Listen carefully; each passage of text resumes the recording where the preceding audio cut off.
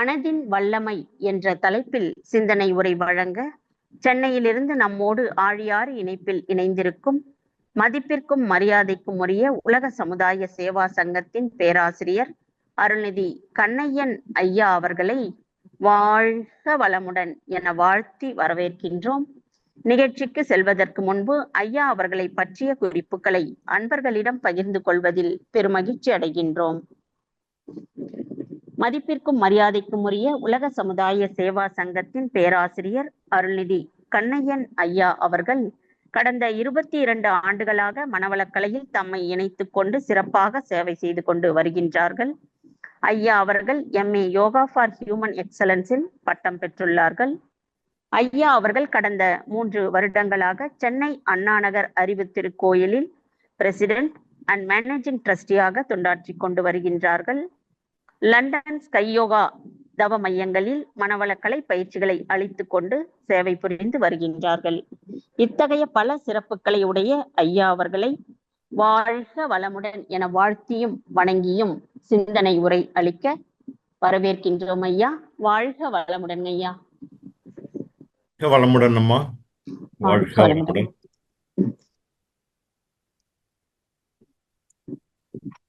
வாழ்க வையகம், வாழ்க வையகம், வாழ்க வளமுடன். குரு வாழ்க, குருவே துணை.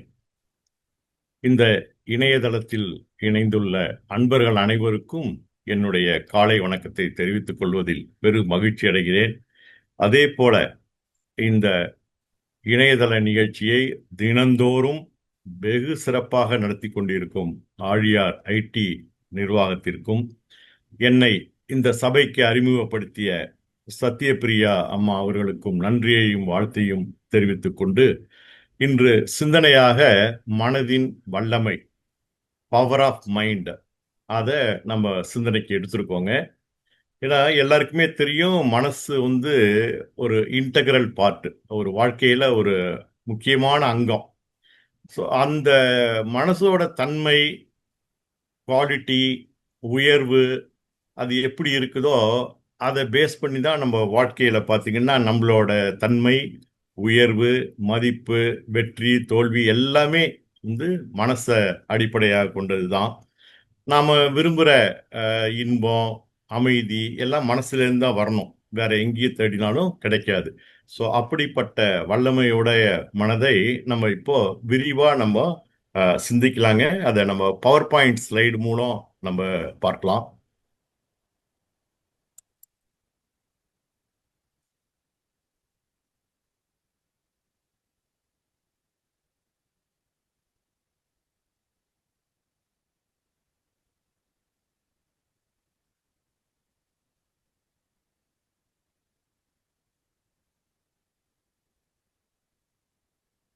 வாழ்க வளமுடன்.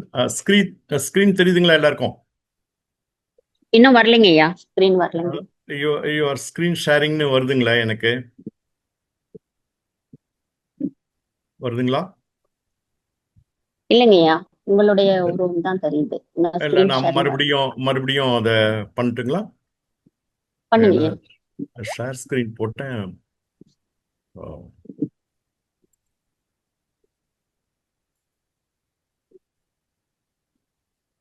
ஐயா வாழ்க வளமுடன். ஸ்கிரீன் வருதுங்க ஐயா, நீங்க அப்படியே பேசலாங்க. வருதுங்களா? சரிங்க. அதுதான். வாழ்க வளமுடன்.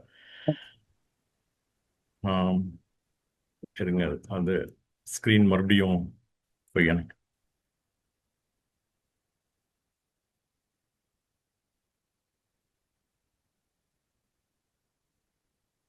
வரலிங்க.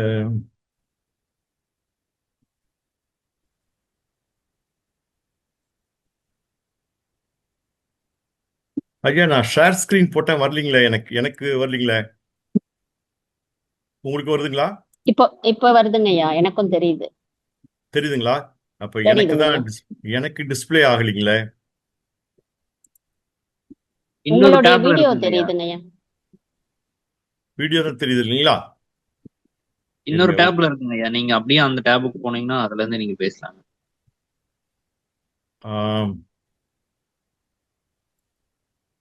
விண்டோஸ் டேப் இருக்குங்க ஐயா, மாறிடும். என்னங்க விண்டோஸ் விண்டோஸ் பிளஸ் டேப் அழுத்திட்டு அதுல உங்களோட பிபிடி இருக்குங்க, அதை செலக்ட் பண்ணீங்கன்னா வந்துருங்க.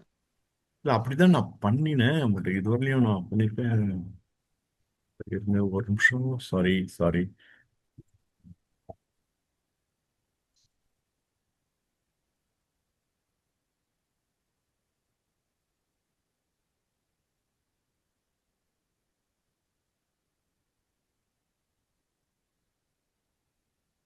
ஐயா, அப்படி இல்லைன்னா ஒரு டைம் ஃபுல்லாவே நீங்க அந்த நான் ஸ்கிரீன் வந்து மறுபடியும் பண்ணி ஷேர் பண்ற. அதை நான் மறுபடியும் எப்படி பண்றதுங்க? அதை இதை வெளியில வந்துட்டு பண்ணணுங்களா? ஆமாங்க. இல்ல, ஜூமை விட்டு வெளியே வர வேண்டாம். ஆ விண்டோஸ் அழுத்துனீங்கன்னா ஆட்டோமேட்டிக்கா வெளியே வந்துருங்க. விண்டோஸ் டேப் அழுத்திட்டு அதுக்குள்ள பாத்தீங்கன்னா விண்டோஸ் பிபிடி. விண்டோஸ்ல அதை பண்ணுங்க. Windows tape. விண்டோஸ்னா கண்ட்ரோல் இருக்கு இல்லைங்களா? கண்ட்ரோல் பக்கத்துல 4 ஆ கட்ட மாதிரி பாக்ஸ் மாதிரி ஆமா இருக்குங்க. ஆமா ஆமா ஆமா. அத விண்டோஸ் அதை அழுத்தி பிடிச்சிட்டு டேப்னு சொல்லிட்டு ஒண்ணு இருக்குங்க, கேப்ஸ் லாக்கு மேல இருக்குங்க.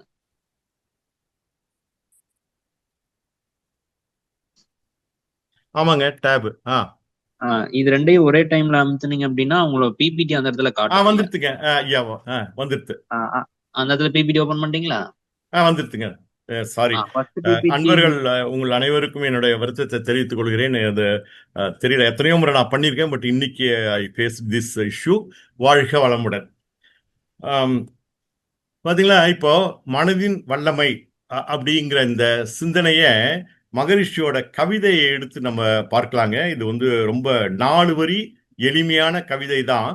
இந்த கவிதையில பாத்தீங்கன்னா மகரிஷி இந்த மனசோட வல்லமையும் ஆற்றலையும் எல்லாத்தையும் இந்த ஒரு கவிதையிலேயே சொல்லியிருக்காங்க. மனமது இயற்கையின் மாபெரும் நிதியலோ. நிதி, அது ஒரு பெரிய ட்ரெஷர், மாபெரும் ட்ரெஷர். இயற்கையோட அது நிதி. அது இயற்கைங்கிறது இறைநிலை, இறைவன், டிவைன் ட்ரெஷர். அப்போ அந்த மாதிரி உள்ள மனசை நம்ம உயர்த்தினால், மனமதை உயர்த்தினால் மட்டிலா இன்பமாம். மட்டிலா இன்பம்னா அதை வந்து லிமிட்லெஸ். அதுக்கு தேர் இஸ் நோ சேச்சுரேஷனே கிடையாது. ஸோ எப்போ மனமதை உயர்த்தினால், அத அந்த மனசை நம்ம தாழ்த்திட்டோம்னா துன்பம் தாங்க. ஸோ அந்த துன்பம் வந்து எப்படி வருது? மனசை தாழ்த்துறதுனால. மனசு வந்து எதனால தாழ்ந்த நிலைக்கு போகுதுங்க? இயல்பா இருக்கிற மனசு தாழ்ந்த நிலைக்கு போறது என்ன காரணம் அப்படின்னா, நம்ம மனசு வந்து இந்த உடல் அளவுல அது ஒரு எல்லை கட்டிக்கிட்டு இந்த புலன் இன்பங்கள்லயே அது குறுகி குறுகி நிக்கிறதுனால தான் அந்த மாயைங்கிற மயக்க நிலையில இருக்கும். ஸோ அப்படி அந்த மனது வந்து மயக்க நிலையில இருக்கும்போது நமக்கு துன்பமும் பிரச்சனைகளும் தான் வாழ்க்கையில வந்துகிட்டே இருக்கும். அதனாலதான் மகரிஷி இதை கொடுக்கும்போது ஒவ்வொன்றுக்கும் நமக்கு வந்து எளிமையான விளக்கத்தை கொடுத்துருக்காங்க. அப்போ இன்பம்னா என்ன, துன்பம்னா என்ன, இந்த ரெண்டுமே மனசுல இருந்து தான் வருது. அதை நீங்க எவ்வளவு தூரம் உயர்த்திக்கிறீங்களோ தாழ்த்திக்கிறீங்களோ அதுக்கு தகுந்த மாதிரி தான் இன்பமும் துன்பமும். அப்போ இன்னொரு கவிதையில மகரிஷி சொல்றாங்க, இன்பம் துன்பம் என்பது என்ன, இவை இரண்டும் எங்கிருந்து தோன்றுகின்றது என ஆராய்ந்தேன். இன்பம் துன்பம்னு நம்ம வாழ்க்கையில வந்து இருந்துகிட்டே இருக்குதே, இது இப்படின்னா என்ன, அது எங்க இருந்து வருது அப்படிங்கிறதுக்கு ஆராய்ச்சி பல நாள் செஞ்சேன் அப்படின்ட்டு. அதுல அடுத்த வரியில சொல்றாங்க, அனுபவத்திற்கு இன்பத்தின் அளவு முறை மாறும்போது ஏற்படும்போர் பொருத்தமுள்ளா உணர்ச்சியேதான். அந்த பொருத்தமில்லா உணர்ச்சி, இன்பத்தின் அளவு முறை மாறும்போது இன்பத்தின் மறுபெயராம் துன்பமாயும். துன்பங்கிறது வேற ஒண்ணும் இல்ல, இன்பத்தோட மறுபெயர் தான் துன்பம். இன்பத்தின் மறுபெயராம் துன்பமா இரண்டும் அறிவின் அலைகளாய் கண்டேன். அறிவின் அலை, இன்பம் துன்பங்கிறது அறிவின் அலைகள். அறிவு அசைஞ்சுதுன்னா அலை, மனம். அறிவின் படற்கை நிலையே மனம் அப்படிங்கிறாங்க இல்லைங்களா மகரிஷி. சோ அறிவு அசையலைன்னா அது ஆனந்தம். அதனாலதான் இன்பம் துன்பங்கிறது எதனால ஏற்படுதுன்னா மனசால தான் ஏற்படுது. அது வந்து அறிவோட படற்கை நிலையில உயரவோ தாழவோ இருக்கும் போது ஏற்படுகிற நிகழ்ச்சிகள், உணர்வுகள் அப்படின்னு மகிழ்ச்சி சொல்லியிருக்காங்க. அதனாலதான் மனதிலே உளவெல்லாம் மற்றெங்கு தேடுவீர், எல்லாமே மனசுல இருக்கு, இதை வச்சுட்டு வேற எங்க போய் நம்ம தேடுறது அப்படின்னு. ஸோ எல்லா மகான்களும் இதான் சொல்லுவாங்க. இப்போ விவேகானந்தர் எடுத்து பார்த்தீங்கன்னா, all power is within you. நம்மகிட்ட தான் எல்லா பவரும் இருக்கு, நம்மகிட்டே தான் இருக்கு.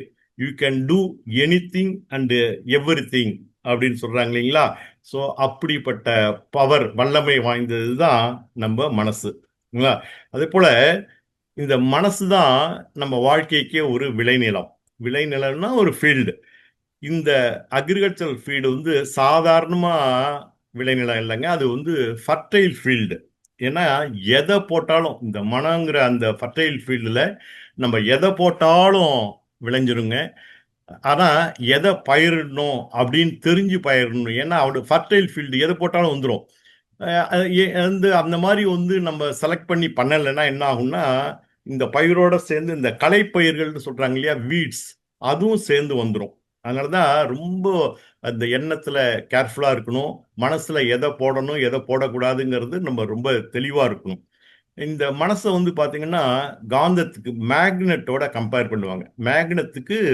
மேக்னெட்டுக்கு வந்து ஈர்ப்பு தன்மை இருக்குதுங்களா, அதே போலதான் மனசுக்கும். ஏன்னா அது வந்து ஃபர்டைல் ஃபீல்டு, அந்த ஈர்ப்பு தன்மை அதுல இருக்குது.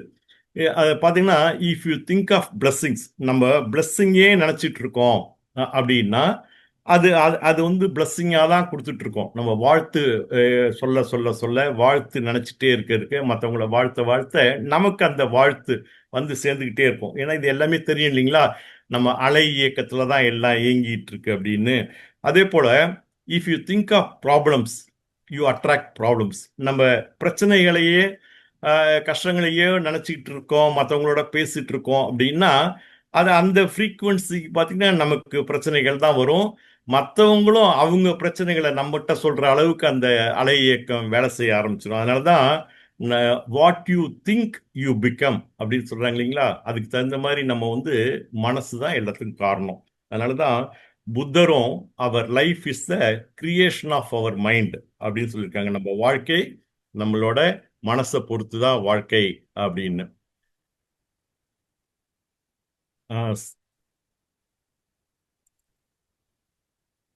மறுபடியும் இதா இருக்குங்க. சரி, பரவாயில்ல, நான் கண்டினியூ பண்றேங்க. வாழ்க வளமுடன். இப்ப பாத்தீங்கன்னா இந்த மனசோட ஆற்றல் வந்து அது அளவிட முடியாத ஒரு ஆற்றல் அதுக்கு.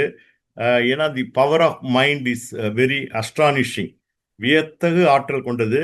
இப்ப நம்ம சாதாரணமா பாத்தீங்கன்னா எதை வந்து பெருசா நினைக்கிறோங்க? தெய்வத்தை. தெய்வத்தை தான் நம்ம வந்து பெருசா நினைச்சிட்டு இருக்கோம். அந்த தெய்வத்தையே தெரிஞ்சுக்கிறது இந்த மனசால தான் முடியும். ஏன் தெய்வத்தை நம்ம பெருசா நினைச்சிட்டு இருக்கோங்க? ஏன்னா அதுதான் சர்வ வல்லமை உடையது, சக்தி வாய்ந்தது, கேட்டதெல்லாம் கொடுக்குது. அதனாலதான் அதை தேடி தேடி தேடி நம்ம வந்து கோயிலுக்கு போறோம், இல்ல வீட்டுல பூஜை, இந்த மாதிரி பல இதெல்லாம் பண்றோம். அப்படிங்கிறதுக்கு காரணமே எல்லாம் கேட்டதெல்லாம் கொடுக்கும் அப்படின்னு.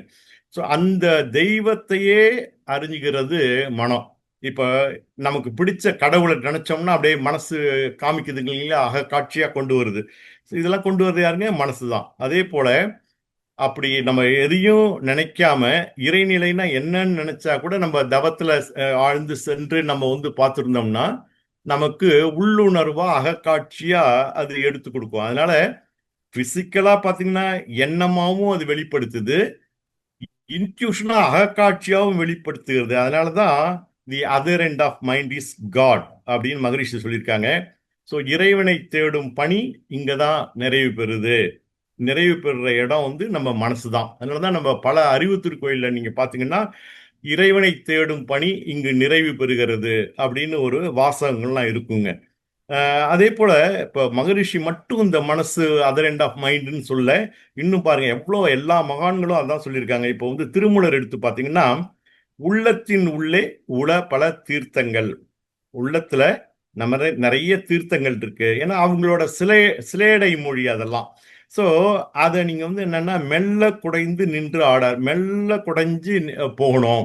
இதை நம்ம வந்து மன்றத்தில் யாராவது புதுசா அன்பர்கள் வந்தாங்கன்னா நமக்கு என்னங்க ஃபர்ஸ்ட் வந்து ஆக்னை தீட்சை கொடுக்குறீங்களா, ஆக்னை தவத்தை கொடுத்து என்ன சொல்றோம், நீங்க உயிரையே இந்த புருவ மத்தியில கவனிங்க அப்படின்னு. அப்ப கொஞ்சம் கொஞ்சம் கொஞ்ச நாள் ஆன உடனே இன்னும் அடுத்தடுத்த தவம் கொடுக்குறோம், ஆழ்ந்து போக சொல்றோம். அதே போல இந்த உள்ளத்தின் உள்ளே உள பல தீர்த்தங்கள் அதை மெல்ல குடைந்து நின்று ஆடார் என்ன செய்யறாங்க, வினைகட பள்ளமும் மேடும் பறந்து திரிவரே அப்படின்னு சொல்றாங்க இல்லையா. அதனால நம்ம எல்லாமே நம்ம உள்ளுக்குள்ளாரையே இருக்குது, மனசுக்குள்ளாரையே இருக்கு. அதனாலதான் the kingdom of God is within you Jesus சொல்லியிருக்காருங்க.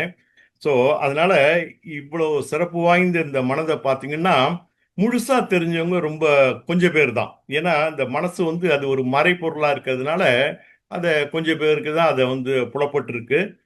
மற்ற நிறைய பேருக்கு தெரியல. ஆனா நம்ம நாட்டுல வாழ்ந்த மகான்கள்லாம் நீங்க எடுத்து பார்த்தீங்கன்னா அவங்க வந்து தவம் செஞ்சு செஞ்சு சிந்தனை செஞ்சு செஞ்சு பல அதிசயங்களை அவங்க கண்டுபிடிச்சாங்க. இந்த மனசை பத்தியும் மற்ற இறைவனை பத்தி எல்லாருமே அவங்க உணர்ந்திருந்தா கூட அவங்களால சொல்லறதுக்கு முடியல. அந்த காலத்துல ஒரு ஓமை சொல்லி சொல்ல முடியல.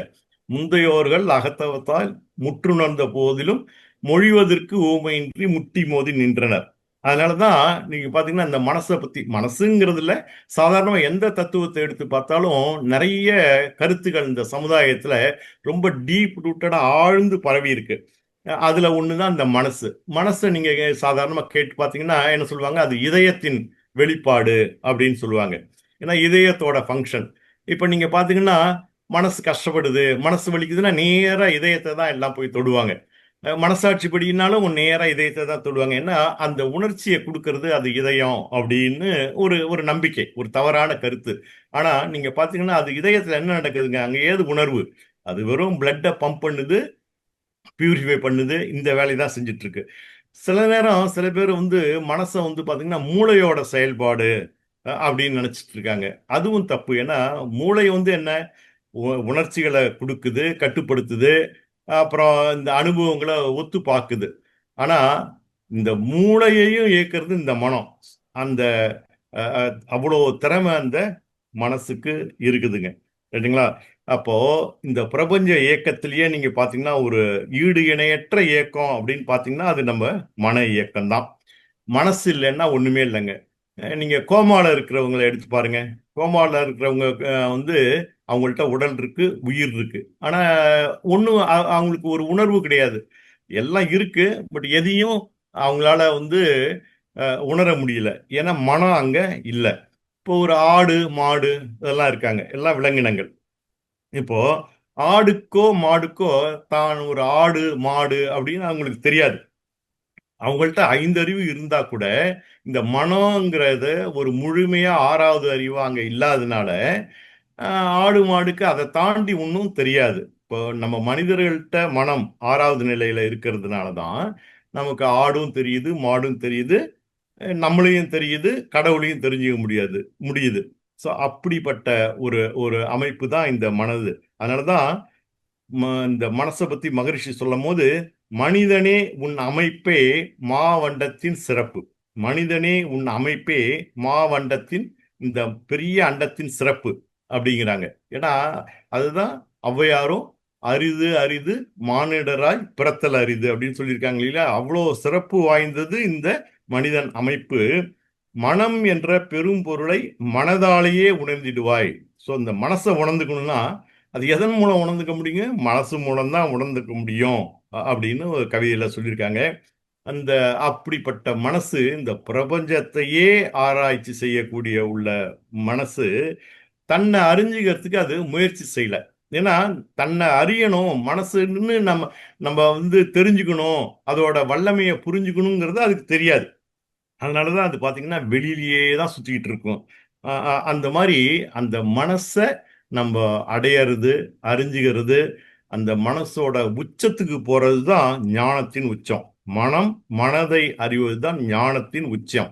நீங்க பாத்தீங்கன்னா ஐன்ஸ்டீன் ஐன்ஸ்டீன் வந்து விஞ்ஞான உச்சியில இருந்தாரு. அவர் கொஞ்சம் அவரோட கடைசி காலத்துல பாத்தீங்கன்னா கொஞ்சம் மெய்ஞானத்தோட சேர்ந்து வந்தாரு. பட் அதுக்குள்ளார அவரோட வாழ்க்கை முடிஞ்சிருது.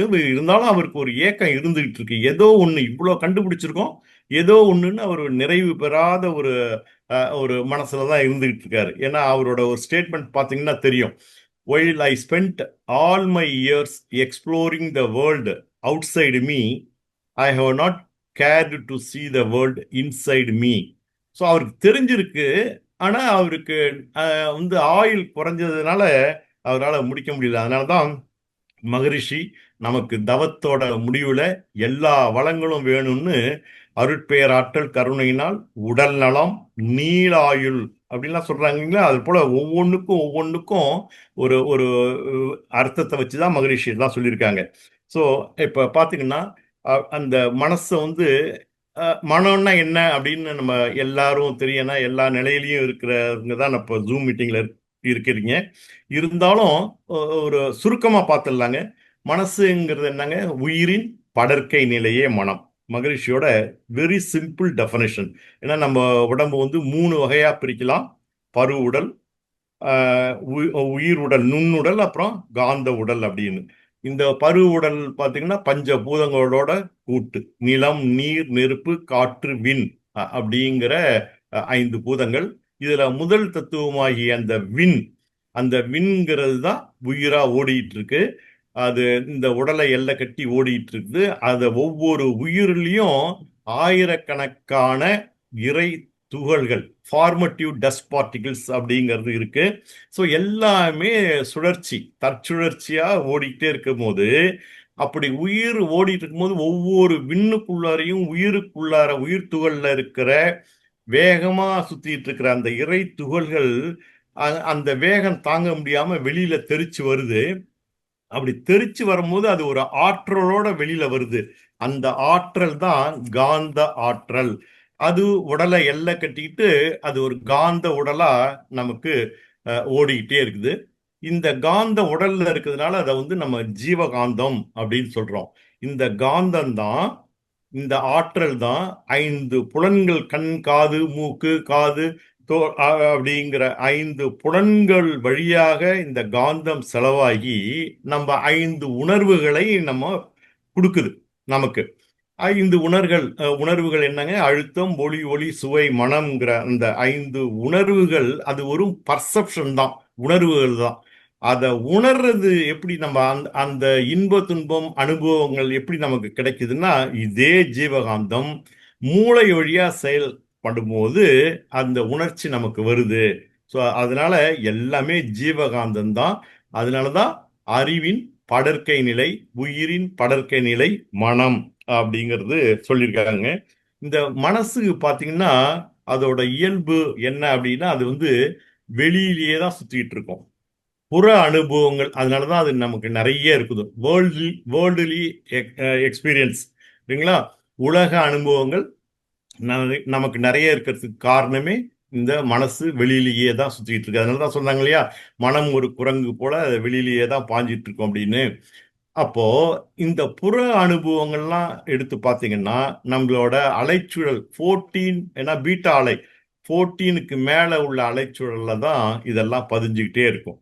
அப்படி பதியும் போதுதான் நமக்கு அந்த உணர்ச்சி நிலையான ஆசை, கோபம், பொறாமை இந்த மாதிரி குணங்கள்லாம் வெளிப்படுறதுக்கு காரணமே இந்த 14 to 40 சைக்கிள்ஸ் பர் செகண்ட்ல அந்த பதிவுகள் ஏற்படுறது தான். அதை வந்து அந்த அமைதி நிலைக்கு, நம்ம பீட்டா வேவ்லேருந்து அமைதி நிலைக்கு நம்ம கொண்டு வந்துட்டோம் அப்படின்னா இந்த பதிவுகள்லாம் வராது, எழுச்சி பெறாது. அதே போல 2வது பார்த்தீங்கன்னா, இந்த மனசு நிறைய விலங்கின பதிவுகளோட இருக்கு. விலங்கின குணங்கள் நம்ம பதிவுல இருக்கிறதுனால அது எந்த நேரத்துல எந்த ரூபத்துல எப்படி வெளிப்படும்னு நமக்கு தெரியாது. இப்ப சாதாரணமா பாத்தீங்கன்னா, இப்ப பேச்சுவாக்கிலேயே பார்க்கலாம். இப்ப யாராவது ஒருத்தர் சீண்டுனாங்க அப்படின்னா, இல்ல இல்ல ரொம்ப இது பண்ணாதீங்க, எனக்கு ஒரு அளவு இருக்கு, நான் ஒரு அளவுக்கு மேல போயிட்டீங்கன்னா நான் பொறுமையா இருக்க முடியாது, நான் மனுஷனா இருக்க மாட்டேன் அப்படின்னு சாதாரணமா பேச்சு வழக்குல நம்ம வந்து கேள்விப்பட்டிருக்கோம். அப்போ நான் மனுஷனா இருக்க மாட்டேன் அப்படின்னா என்ன அர்த்தங்க? மிருகமா மாறிடுறது அப்படிங்கிற அந்த குணத்துக்கு போயிடுவேன் அப்படிங்கிறத நம்ம தெரிஞ்சோ தெரியாமலோ இதெல்லாம் நம்மகிட்ட தெரியுது. அதனாலதான் சயின்ஸ் வந்து பாத்தீங்கன்னா நம்மளோட அதாவது humans are basically biologically animals அப்படின்னு. ஹியூமன் இஸ் பயாலஜிக்கல் அனிமல் அப்படின்னு சயின்ஸே ஒத்துக்குது. ஸோ அப்படிப்பட்ட ஒரு மனசு தான் நமக்கிட்ட இருக்கு. இந்த மனசு 2 விதமா இருக்கு. ஒன்று வெளி அனுபவங்களுக்காகவே வெளியில போயிட்டு இருக்கு. அடுத்தது உள்ளுக்குள்ளார இருக்கிற குணங்களை பிரதிபலிச்சுக்கிட்டே இருக்கு. அப்படி பாத்தீங்கன்னா இத வந்து திருமூலர் வந்து ஒரு பாட்டுல, எத்தனையோ வருஷத்துக்கு முன்னாடி ஒரு பாட்டுல நம்மளோட அந்த மிருக குணங்கள் எப்படி இருக்குங்கிறத சொல்லியிருக்காங்க. திகைக்கின்ற சிந்தையுள் சிங்கங்கள் 3. நகைக்கின்ற நெஞ்சுள் நரிக்குட்டி 4, வகைக்கின்ற நெஞ்சினுள் ஆணைக்கன்று 5, பகைக்கின்ற நெஞ்சுக்கு பால் 2ஆமே. ஸோ நம்ம மனசுல என்னென்னலாம் இருக்குங்கிறத வந்து லிஸ்ட் போட்டிருக்காங்க பாருங்க. சிங்கங்கள் இருக்கு, நரிக்குட்டி இருக்கு, யானை கன்று இருக்கு, 2 பால் இருக்கு அப்படின்னு. ஸோ இது அது இது இது சும்மா பாட்டுக்கு வந்து இவ்வளவுதான் சொல்லியிருக்காங்க. இது இல்லாம நிறையவும் நம்மகிட்ட அந்த குணங்கள் இருக்குதுங்க. இப்ப சிங்கங்கள் 3ன்னா என்னங்க? காமம், வெகுளி, மயக்கம். அதாவது ஆசை, கோபம், அறியாமை அப்படிங்கிற அந்த 3 குணங்களை தான் அந்த 3 சிங்கங்கள் அப்படிங்கிறாங்க. அது போல நரிக்குட்டி 4. நரிக்குட்டினா என்னங்க? அது தந்திரம் பண்றது, ஏமாத்துறது, இந்த மாதிரி குணங்கள்லாம் அதுல இருக்கு. அந்த குணங்கள் நம்மகிட்ட இருக்குது பார்த்தீங்களா? அதை சொல்றதுக்காக தான் அந்த நரிக்குட்டி 4 அப்படிங்கிறாங்க. அது என்னங்க? மனம், புத்தி, சித்தம், அகங்காரம்.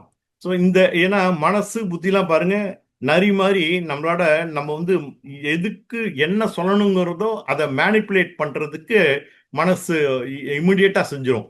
அதனாலதான் அந்த நரி குணம் மாதிரி இருக்கிறதுக்கு இந்த மனம், புத்தி, சித்தம், அகங்காரம் அப்படிங்கிற ஒரு 4 குணத்தை சொல்லியிருக்காங்க. அதே போல 5 ஆணை கன்று 5ன்னு சொல்றாங்க. அந்த ஆணை கன்று 5ங்கிறது 5 புலன்கள். எதனால அதை யானை கன்றுன்னு சொல்லியிருக்காங்கன்னா, நீங்க பாத்தீங்கன்னா யானை குட்டி போட்ட உடனே அந்த அம்மா யானையோட தான் அது போயிட்டே இருப்பாங்க. காட்டுல பாத்தீங்கன்னா தெரியும். அதே போல இந்த 5 புலன்கள் நம்ம எப்படி பழக்கி வச்சிருக்கோமோ அது வழியா தான் அது போயிட்டே இருக்கும். அதை சொல்றதுக்காக தான் ஆணை கன்று 5, பால் 2ன்னா நமக்கு விருப்பு வெறுப்பு குணங்கள் அப்படிங்கிறது. அதனால மிருக குணங்கள் இருக்குதுங்கிறத மகான்களும் சொல்லியிருக்காங்க, சயின்ஸும் ஒத்துக்குது. பயாலஜிக்கலி அண்ட் அனிமல் அப்படின்னு. அப்போ அந்த மனதை அடக்கிறது ஒரு பெரிய கஷ்டமான வேலை அப்படின்னு மகான்கள் அந்த காலத்துல இருந்து அதை முயற்சி பண்ணி அதை நீங்க அடக்கிட்டீங்கன்னா அதுக்கு அதோட பவர் வந்து அன்லிமிட்டெட் பவர், அஸ்டானிஷிங் பவர். அதுதான் நம்ம வாழ்க்கையின் நோக்கம். அதனால மனசை வந்து நீங்க வந்து சரி பண்ணணும் அப்படின்னு. அதனாலதான் மகரிஷியும் நம்மள வந்து நம்ம பயிற்சிக்கு மனவளக்கலை அப்படிங்கிறத கொடுத்திருந்தாங்க. நீங்க பாத்தீங்கன்னா தாயுமானவர் ஒரு பாடல்ல அவர் என்ன சொல்லியிருக்காருன்னா, சிந்தையை அடக்கியே சும்மாவிருக்கின்ற திறம் அரிது. சிந்தையை அடக்கி சும்மா இருக்கிற அந்த வந்து ரொம்ப அரிது அப்படின்னு. ஏன்னா என்னென்னவோ செஞ்சிடலாம், ஆனா மனசை மட்டும் நம்ம வந்து சும்மா இருத்தி வைக்க முடியாது அப்படின்னு. எதெல்லாம் செய்யலான்னு ஒரு லிஸ்ட் போடுறாங்க பாருங்க பாடல்கள்ல. அவரு கந்துக மதக்கரியை வசமாய் நடத்தலாம். மதக்கரினா மதம் பிடிச்ச யானைய அதை சரி பண்ணிடலாம். கரடி வெம்புலி வாயையும் கட்டலாம். கரடி புலி இதோட வாயை பிடிச்சி நம்ம கட்டி போடலாம். ஒரு சிங்க முதுகின் மேற்கொள்ளலாம். ஒரு சிங்கம் அதோட முதுகு மேல நம்மளால டிராவல் பண்ண முடியும். நீங்க பாத்தீங்கன்னா இப்ப ஐயப்பன் வந்து புலி மேலதானே வளம் வந்துகிட்டு இருக்காருன்னு நம்ம வந்து பார்த்துருக்கோம் இல்லைங்களா? ஸோ ஏன்னா அவங்க வந்து அந்த அளவுக்கு அந்த பவரை எடுத்ததுனாலதான். அதே போல நம்ம வந்து சிங்கத்துக்கு மேல முதுகுல ஏறி போலாம். கட்செவி எடுத்து ஆட்டலாம். கட்செவினா பாம்பு. பாம்பை எடுத்து நம்ம என்ன வேணும் பண்ணலாம். இதே போல நிறைய சொல்லிட்டு இருக்கும்போது அடுத்தது வந்து சந்ததமும் இளமையோடு இருக்கலாம். எப்பொழுதும் நம்ம இளமையோட இருக்கலாம். மற்றொரு சரீரத்திலையும் புகழலாம். அந்த கூடு விட்டு கூடு பாயிருது. ஒரு ஒரு உடம்புல இருந்து இன்னொரு உடம்புக்கு போற வித்தையை கூட நம்ம செஞ்சிடலாம். சலம் மேல் நடக்கலாம், தண்ணி மேல நடக்கலாம், நெருப்பு மேல இருக்கலாம், தன்னிகரெல்லாம் சித்தி பெறலாம். ஆனா சிந்தையை அடக்கிய சும்மாவிருக்கின்ற திறம் அரிது அப்படின்னு சொல்லியிருக்காங்க. சரிங்களா? அப்ப எவ்வளோ வந்து ஒரு கஷ்டப்பட்டு அவங்க வந்து பயிற்சி பண்ணி பண்ணி அந்த நிலைக்கு வந்திருக்காங்க பாருங்க. அதே போல இடைக்காட்டு வாழ்க வளமுடன் ஐயா. மனமெனும் மாடு அடங்கில் தாண்டவ கோணை முக்தி வாய்த்ததென்று என்னடா தாண்டவ கோணை. சரிங்களா? சோ அப்போ மனசு அடங்கிடுச்சுன்னா முக்தியே வந்துரும்னு பாருங்க. மகரிஷி நமக்கு குரு வணக்க பாடல்ல சிந்தையை அடக்கிய சும்மாவிருக்கின்ற சீரறிய செய்த குருவே சொல்லியிருக்காங்க இல்லைங்களா? சிந்தையை அடக்கிய சும்மாவிருக்கின்ற சீரறிய செய்த குருவே. ஏன்னா வாழ்க அவங்கெல்லாம் வளமுடன் ஐயா. திறம் அரிது அப்படின்னு சொன்னதை இவங்க வந்து எவ்வளவு ஈஸியா நமக்கு பயிற்சி கொடுத்துட்டாங்க பாருங்க மகரிஷி. அது மட்டும் இல்ல, அந்த நிலைதனில் அறிவு அசைவற்றிருக்க பெரும் ஆனந்தம் பொங்குதங்க. அறிவு அசைவற்று இருக்கு. அறிவு அசைஞ்சாதாங்க மனம்னு நம்ம பார்த்தோம். ஸோ அறிவு அசைவற்றிருக்க பெரும் ஆனந்தம் பொங்குதங்க. அந்த நிலைக்கு நம்ம போகலாம். ஸோ இப்போ நம்ம வந்து அப்போ மனசை சரி பண்றதுக்கு நம்ம என்ன பண்ணணுங்க இப்போ? அது வந்து நம்மகிட்ட இருக்கிற அந்த விலங்கின குணங்களை மாற்றணும். அது அவ்வளோ சீக்கிரம் போகுங்களா? அதுக்காக தான் நமக்கு வந்து தவம், தற்சோதனை பயிற்சி எல்லாமே மகரிஷி கொடுத்துருக்காங்க. அது இல்லாம நம்ம முன்னாடியே பார்த்தது மாதிரி எப்போ எந்த நேரத்துல அந்த விலங்கினங்கள் குணம், மிருக குணங்கள் வெளிப்படும்னு தெரியாது. நமக்கே தெரியாது. ஸோ அப்படி வராம இருக்கிற அந்த திறமையும் நம்ம வளர்த்துக்கணும். அப்படி பண்ணினா மகரிஷி சொன்ன மாதிரி நலமடைந்து மனிதனாகி தெய்வமாக உயரலாம். முதல்ல மனுஷன் ஆகணும் முதல்ல. ஏன்னா மனம் இதம் வச்சுக்கிறதுக்கு. ஸோ அதுவே நம்ம ஆன்மீக வாழ்க்கையில ஒரு பெரிய அச்சீவ்மெண்ட்டுங்க அந்த நிலை வர்றதுக்கே. அது வந்தாச்சுன்னா நமக்கு ஈஸியா தெய்வ நிலைக்கு உயர்ந்துடலாம். ஏன் அப்படின்னா நீங்க மனிதனா ஆயிட்டாலே மனதை இதமா வச்சுக்கிட்டாலே the other end of mind is God அப்படிங்கும் போது அந்த நிலைக்கு நம்ம தெய்வ நிலைக்கு உயரலாம். ஸோ இந்த மாதிரி உயர்றதுக்கு ஒண்ணு. ரெண்டாவது பாத்தீங்கன்னா இந்த மனசை நம்ம ஆழ்ந்து செல்ல செல்ல செல்ல இந்த விலங்கின பதிவுகளுக்கு கீழே பாத்தீங்கன்னா நமக்கு ஒரு இறைத்தன்மை இருக்கு. Divine quality.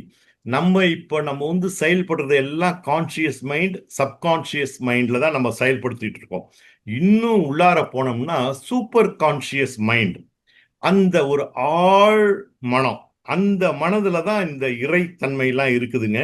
அது மேல வந்து இந்த மாதிரி குணங்களால அது நம்மளால உள்ளார போக முடியல.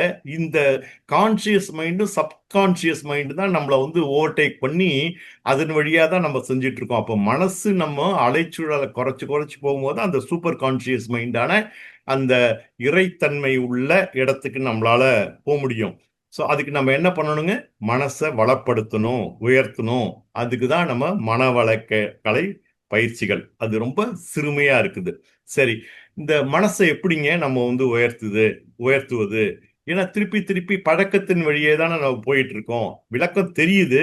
இது வந்து ஆன்மீகத்திலேயோ இல்ல மனவளக்கலையிலேயோ வந்துதான் நம்ம தெரிஞ்சுக்கணும்னு அவசியம் இல்லை. நம்ம குடும்பத்திலேயே நமக்கு அப்பா, அம்மா, தாத்தா, பாட்டி இன்னும் நிறைய எல்லாருமே நமக்கு சொல்லி வச்சிருக்காங்க. பட் இருந்தாலும் கடைபிடிக்க முடியல. ஏன்னா அந்த விளக்கத்தை முடியாம பழக்கம் வழியா போயிட்டு இருக்கோம். அப்போ நம்ம மனசு வந்து பாத்தீங்கன்னா அந்த எண்ணங்களால சிதறிக்கிட்டே இருக்குது. ஏன்னா ஒரு எண்ணம் போனதுன்னா அடுத்தது அடுத்தது இப்படியே வந்துகிட்டே இருக்கு. அப்போ எண்ணங்கள் இல்லாம மனசு சும்மா இருந்ததுன்னா மனசு வளம் பெறும், பல சக்திகள் அது கிடைக்கும். அப்போ எண்ணங்கள் குறையும் போதும், எண்ணங்களின் வேகம் குறையும் போது, எண்ணங்கள் குறையும் போதுன்னா என்ன? Number of thoughts.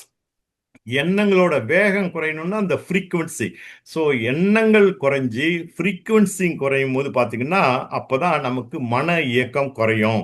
மன இயக்கம் நம்ம குறைஞ்சிக்கிட்டே போணுச்சுன்னா பார்த்தீங்கன்னா நம்மகிட்ட சில மாற்றங்கள் தெரியும். நீங்க ஒன்றும் வேண்டாம், நம்ம அடிப்படை பயிற்சி 12 நாள் பயிற்சிக்கு வர்றவங்களையே ஒரு 5 நாள் 6 நாள் அப்படி முடிச்சதுக்கு அப்புறம் அவங்க சொல்லுவாங்க சில மாற்றங்கள் உடல் அளவுலையும் மன அளவுலையும் நான் மாற்றங்களை உணர்ந்தேன் அப்படின்னு உங்களுக்கு வந்து அந்த 12th டே அன்னைக்கு அவங்களோட அனுபவ உரையில சொல்றதை நம்ம நிறைய கேட்டிருக்கோம். சில பேர் மிகப்படுத்தி சொன்னா கூட பட் ஃபேக்டிஸ். ஏன்னா மனசுல வந்து உடல் அளவுலையும் மனசளவுலையும் நிறைய மாற்றங்கள் வரும்.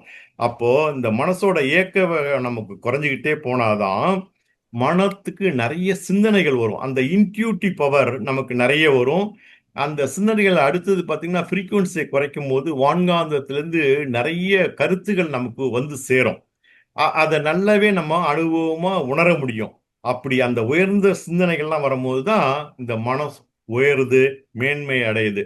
இதுக்கு உதவுறது தான் நம்ம தியான பயிற்சிங்க. இப்போ பார்த்தீங்கன்னா இப்போ நீங்க ஆக்னை தவம் நீங்க பண்ணும் போதே நீங்க வந்து பாத்தீங்கன்னா நுண்மான் நுழைப்புலன் அப்படிங்கிற ஒரு பெனிட்ரேட்டிவ் மைண்ட் நமக்கு வந்து அதிகமா கிடைக்கும். அந்த தவத்துல பாத்தீங்கன்னா 5 குணநல பேரு நமக்கு கிடைக்குதுங்க இல்லையா? அந்த குவாலிட்டிஸ்ல ஃபர்ஸ்ட் வந்து நுண்மான் நுழைப்புலன் பெனிட்ரேட்டிவ் மைண்ட். அதுக்கப்புறம் பாத்தீங்கன்னா இந்த இன்ட்யூஷன் அப்படிங்கிற அந்த உள்ளுணர்வு கிடைக்கும். நீங்க அடுத்தது வந்து துரிய தவத்துக்கெல்லாம் நீங்க போகும்போது துரியதவத்துல என்ன பண்றாங்க? மூளை செல்கள் அதை அப்படியே சுழட்டி விடுறோம் இல்லைங்களா? அப்போ பார்க்கும்போது கொஞ்சம் கொஞ்சமா மூளை செல்கள்ல போய் அது ஸ்டிமுலேட் பண்ணிடும்.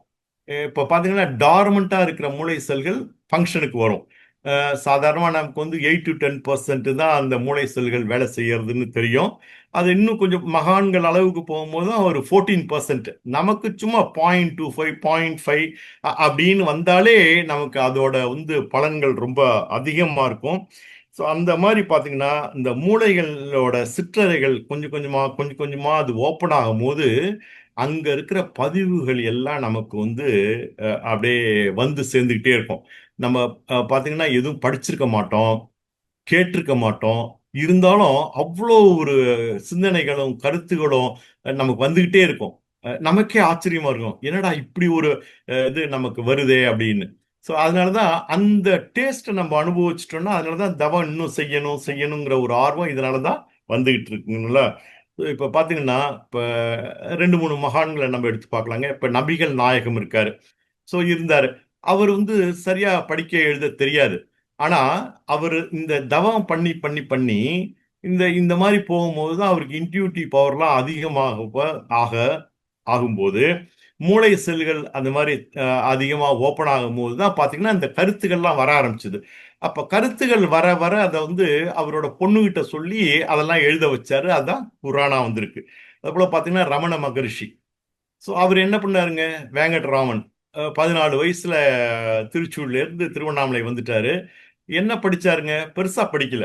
அந்த காலத்துல வந்து படிச்சிருந்தா கூட இவ்வளோ ஒரு ஸ்பிரிச்சுவல் லெவல்லையும் எல்லா லாங்குவேஜ்லயும் இப்ப பாத்தீங்கன்னா திருவண்ணாமலையில அஹ், வந்து ரமணாசிரமத்துக்கு வர்ற கூட்டங்களையோ இல்ல கிரிவலம் போற கூட்டத்தையோ நீங்க பாத்தீங்கன்னா நிறைய ஃபாரினர்ஸ் இருக்காங்க.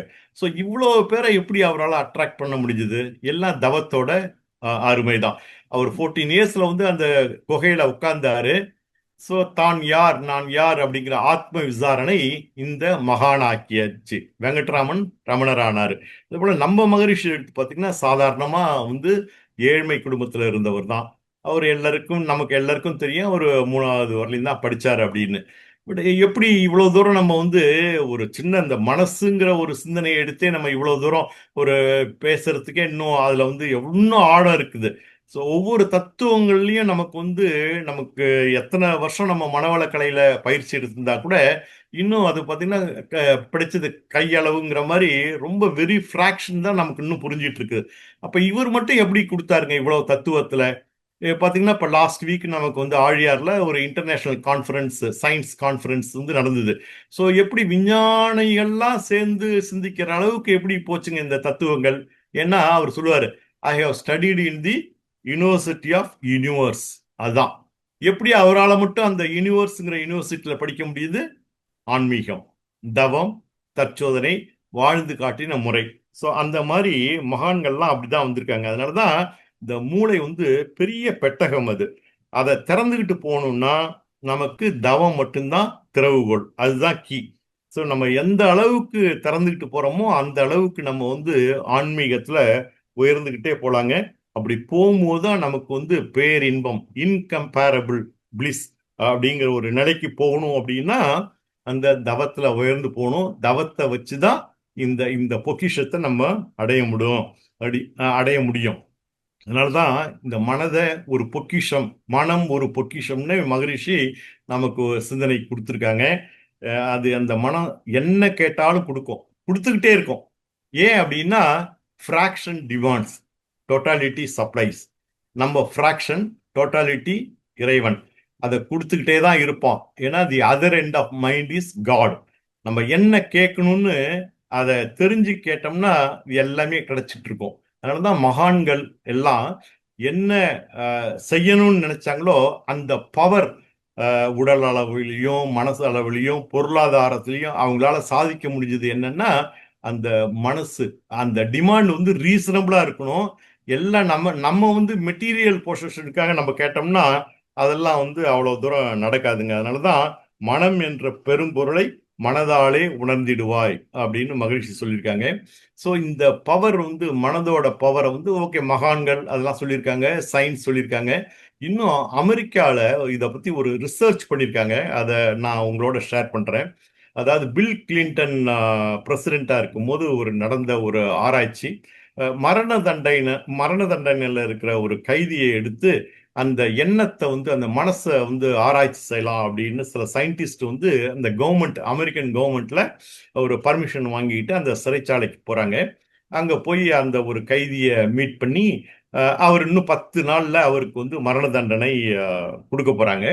ஸோ அவர்கிட்ட போய் இந்த மாதிரி நீங்க இன்னும் 10வது நாள் உங்களுக்கு வந்து மரணம் நிகழப்போகுது, உங்களை நாங்க வந்து ஒரு ஆய்வுக்கு எடுத்துக்கலாம் அப்படின்னு பாக்குறோம் அப்படின்ன உடனே அவர் உடனே சரின்னு ஒத்துக்கிறாரு. ஏன்னா நான் இதுவரையிலும் எவ்வளவோ தவறுகள் பண்ணி அதெல்லாம் பண்ணியிருக்கேன். ஸோ இப்போ என்னால வந்து உங்களுக்கு ஏதாவது பயன் இருக்கு, இந்த சமுதாயத்துக்கு பயன் இருக்குன்னா எனக்கு ஒன்றும் பிரச்சனை இல்லைங்க, நான் அந்த ஆய்வுக்கு உட்படுறேன் அப்படின்ன உடனே அவரை வந்து அழைச்சிக்கிட்டு ஒரு ரூம்ல கொண்டு போய் உட்கார வைக்கிறாங்க.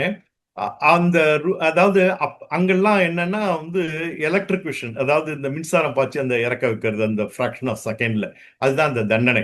ஸோ இவர் அந்த சேர்ல உட்கார வச்சுட்டு எதிர்த்தாப்புல ஒரு ரூம்ல ஒரு ஒரு ஓல்டு ஹார்ஸ், ஒரு வயசான குதிரையை கொண்டாந்து வைக்கிறாங்க அங்க. வச்சுட்டு இவங்க என்ன சொல்றாங்கன்னா, ஒரு பாம்பு பெட்டியை ஓபன் பண்ணி இந்த பாம்பு வந்து விஷ பாம்பு, இதுதான் இப்ப அந்த குதிரையை கடிக்க போகுது அப்படின்னு அந்த ஓபன் பண்ணி விடுறாங்க அந்த பாம்பை. ஸோ அந்த பாம்பு வந்து அந்த குதிரையை கடிச்சிடுது. கடிச்ச உடனே அது ஒரு 4-5 நிமிஷம் கழிச்சு வாயில நுர தள்ளி அந்த குதிரை இறந்துடுது. இதை பார்த்துட்டே இருக்காரு. ஸோ இந்த விஞ்ஞானிகள் சொல்றாங்க, இதே போலதான் இதே பாம்பு தான் உங்களுக்கு நாங்க 10வது நாள் உங்களை விட்டு கடிக்க வைப்போம், இதுதான் உங்களுக்கு தண்டனை அப்படின்னு சொல்லிட்டாங்க.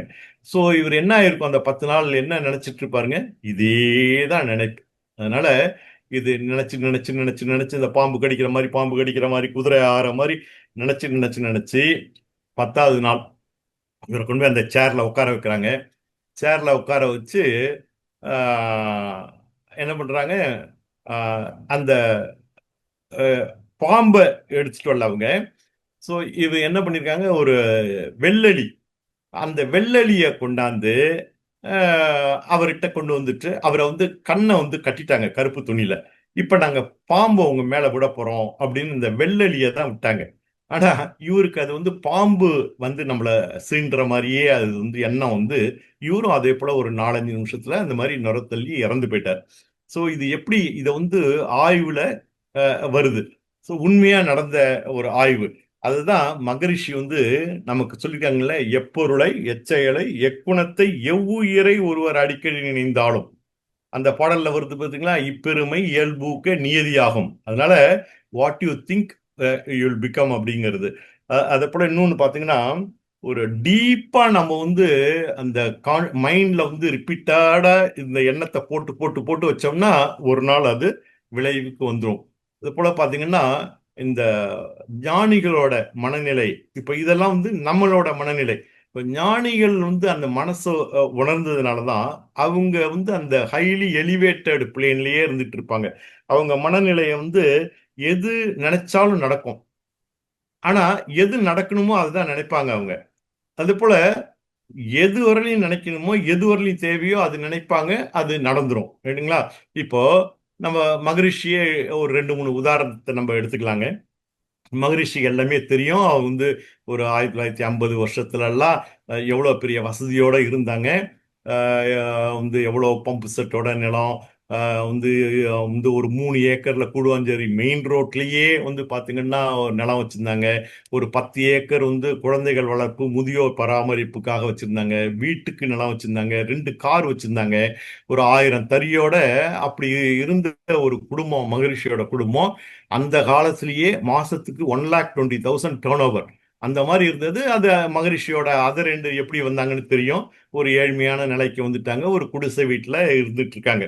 ஸோ அப்போ வந்து நீங்க காத்து மழை அப்படின்லாம் வரும்போது அவருக்கு தெரியும், இந்த காத்துக்கு இந்த குடிசை தாங்காது அப்படின்னு, எப்படியும் அது வந்து உடஞ்சு இதாயிடும், சோர்லாம் இடிஞ்சிரும் அப்படிங்கிறதுனால ஒய்ஃப் எல்லாம் அழைச்சிட்டு எதிர்த்த வீட்டுக்கு வந்துட்டாங்க. இப்போ அந்த மனநிலையில என்ன பண்றாங்கன்னா, அவங்க பாக்கெட்ல வந்து எப்பொழுதும் பேனாவும் ஒரு பேப்பரும் இருக்கும். அந்த பேப்பரை எடுத்து எழுதுறாங்க ஒரு கவிதை. அதை பார்த்துக்கிட்டே அந்த கவிதை எழுதுறாங்க. இயற்கை என்ற பேராட்டக்காரனுக்கு என்றும் எல்லா சீவன்களும் எடுத்தாடும் காய்கள் அப்படிங்கிறாங்க. சோ எல்லா சீவன்களும் எடுத்தாடும் காய்கள் பெயர்த்து இடம் மாற்றி வைப்பான், பெய்த்தெறிவான், அருள்வான்.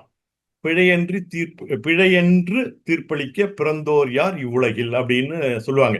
ஸோ அப்ப பாருங்க, இயற்கை என்ற பேராட்டக்காரனுக்கு எல்லா ஜீவன்களும் எடுத்தாடும் காய்கள். இது மகரிஷியோட மனநிலையில. நம்ம மனநிலையில அந்த நேரத்துல நம்மள ஒப்பிட்டு பாருங்க.